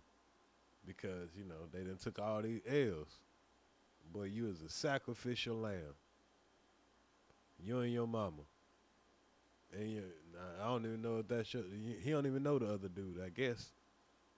I don't fault Kiera Adams for doing the things she did with her proffer because, mind you, she was facing a certain amount of time handling her probation in different cases that she's on. I don't fault people for making accusations because I'm a man that typically. Yeah, he just wanted to try to get off his he just wanted to get off his frustration that he getting railroaded, that the only people he give a damn about is the 3 people that he know. But he know why they said what they said because, you know, they got deals and everybody just put everything on him because he the one at the top. He's the ex-rapper. So he's the high profile. He know he's the sacrificial lamb. It's just nothing he could do. He ain't got Young Thug money. He ain't got Young Thug lawyers, you know. And he didn't have probably cameras and all that shit going on for him the way Young Thug had it going on. Or YFN Lucci. The YFN Lucci, he got the sweetheart deal. I ain't gonna lie. Let women leave on their own behalf. Never held them in prison or held them in slavery or said you can't leave me or you can't do this. Every woman you seen come on this stand showed you that they left and came back willingly on their own. What I mean by that, they left on their own and they came back willingly on their own. During this trial, I was able to see, you know, how valuable life is and how valuable the people that you hang around or the people that you even date or the people that you even know, how valuable it is to judge their character. Sometimes I let people stay around who I knew was going to affect a situation that I had going on. So I don't, and for the people who came to this trial that I never met a day in my life, never had any contact with them, never had a text message with them, never had an interaction with them, don't even know where most of these stories came from, it's baffling. Never forced a woman to commit a sexual act. Never, I've been traveling all around the world from here to Dubai, and you would never hear a woman say that I forced them to do anything sexual or commit a rape with anybody. I don't hang around people that do things of that nature. I feel like, and somebody asked me this the other day, it was like, every time I see your head high and you always smiling, because when you have that confidence, it takes me back to the Bible. When you have that confidence. Yeah, man, it sound like his mama now. Yeah, they about to break that shit. They're like, oh, you still got confidence, nigga? All right, how about these life sentences? She was talking about life and this and this and that. Yeah, you talking about confidence. Yeah, 2 life sentences plus what? I think they gave him 72 life sentences plus 60 years. That'll break your confidence. And you know you can be falsely accused of things. Jesus was falsely accused. A lot of the prophets were falsely accused. You don't have that shit. Well, you don't play with these folks. You don't compare yourself to fucking Jesus. Not to them. They gonna look at it like that. You just say, hey, I praise Jesus and I beg Jesus for mercy. Emotion like you've done something. You know, so if you seen me with my head high or if you seen me smiling, it's because I know at the end of the day, through Jesus Christ, the Most High will always give you the actual judgment. So. All right, so you pretty much telling the judge, hey, you can't judge me, only God could judge me. She was like, all right, well, let's see. 1 elbow, 2 elbow plus 70. She gave you the max sentence on every fucking charge she could because you told this bitch she couldn't judge you. Only God can judge you, and she said, well, nigga, I'm going to make sure you in that bitch until God. Until you see God. And you going to tell, if God send you back, nigga, you going to have to do some more human time. That's the type of message she was trying to send you from your so-called, mercy speech. If that's what you call it. I really thank you for providing us a fair trial. Just me getting to know you during trial, I was like, nigga, you don't know her? She like, know me? Nigga. Talking about providing a fair trial, you get to know her. Boy, yeah, you about to get to know her now. 1 elbow, 2 elbow, 20 here, 20 there, 10 there. She gave this nigga the max of everything. No mercy. Like, she's just the judge. But when you sit 12 people in that panel and you have them. She's just the judge. Man, I know she catching all these motherfucking slights. I feel disrespected for her. I see why she gave this nigga these elbows. This nigga, yeah, he being passive, disrespectful. You know how these egotistical, alpha women are.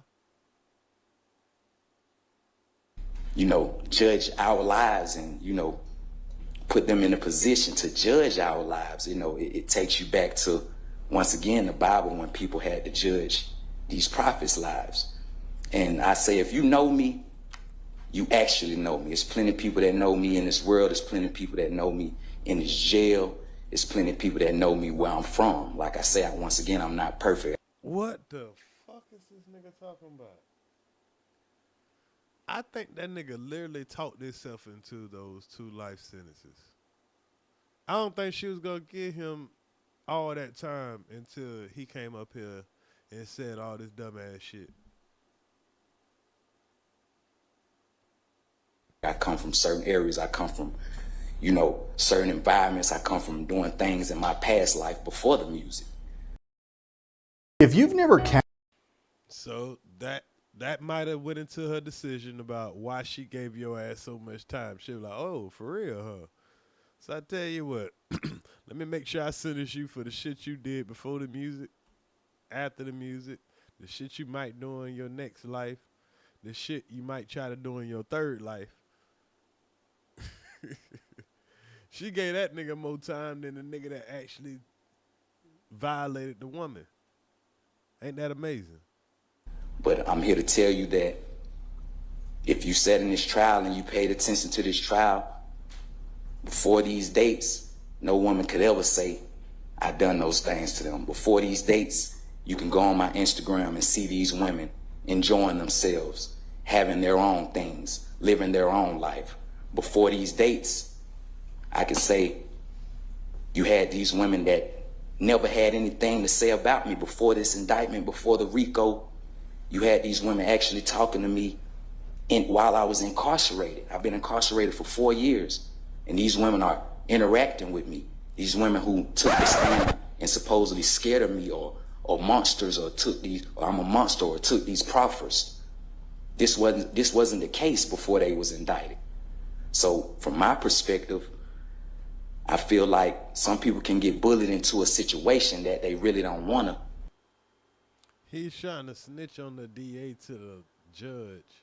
Nigga, they about to go eat this steak dinner. They about to go get on the yacht, order up some fucking escorts, and they about to thought it up and be mad all over again and think about some more niggas they could send up the road because they pissed off at. Man, you trying to snitch on Fonnie to her homegirl, nigga.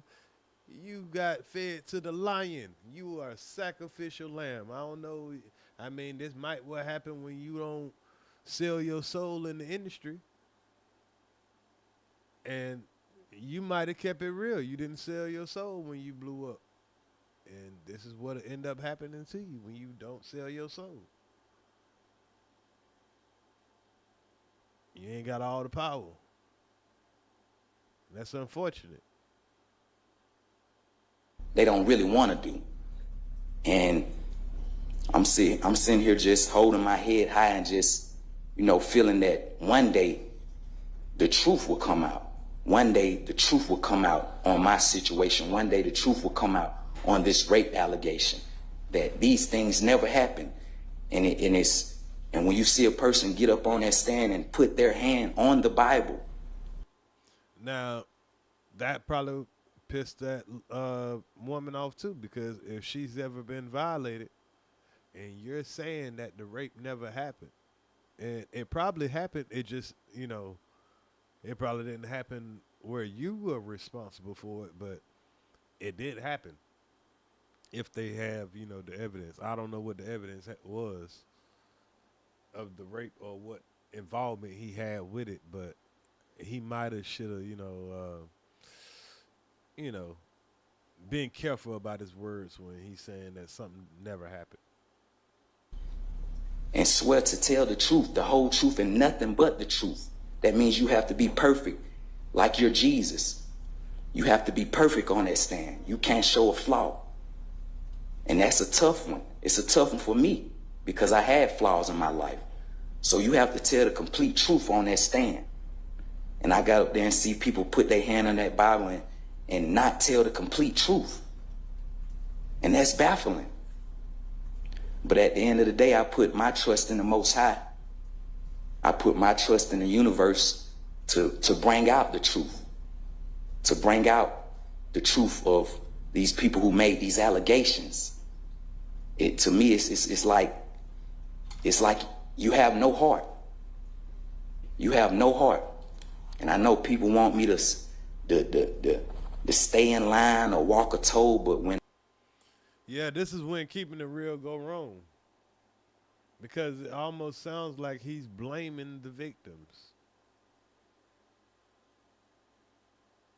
This is the time to lie. This is the time to just throw a Hail Mary. And, he just said, fuck it, I'm going to just keep it real. I'm going to just keep it real all the way out the door. And he just, he took his hanging like a, I guess a gangster.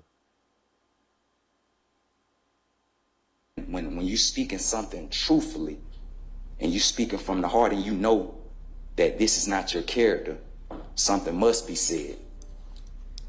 And I just wanted to address the court and give my perspective on. Before Mayor to Mayor. Yeah, addressing the court, you should have said, I wanted to plead mercy of the court. Nigga, you need to be playing for your life right now, literally. This nigga said, I wanted to address the court. You sound like a pimp, bruh. This trial and the judgment that I felt that the jurors gave us was not the correct judgment. And it will show. All right. Thank you. All right, Mr. Matthews. That nigga said it was show. Your Honor, thank you for allowing Mr. Gibson to speak to this honorable court. Yeah, you should just let your lawyer talk, man. But lesson, yeah, that should be a big lesson to you. But shout out to the chat, man. Shout out to Iceberg for pulling up, man, giving us that great insight on the last story that we went over when it came to the young man not, complying with the law and everything. Like I say, we went over the MRI thing, and we went over the rapper Cash Out, crashing out. Like I said, I don't think he would have got that much time if he wouldn't have went up there and not took accountability. I think that's where he crashed out at. He still would have did more time than any one of us would have wanted to be comfortable with. But he could have saved himself, you know, maybe a lifetime. But yeah, man, it's over for the kid. You know, ain't much more I can say about that, but it is over for you, boy.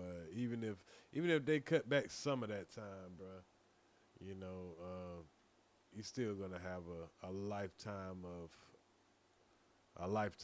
pretty much. The most you probably can get both life sentences cut to probably 25 years apiece, and you know, still get the 25 years for the other shit. So best case scenario, 75 years, bro. Best case scenario.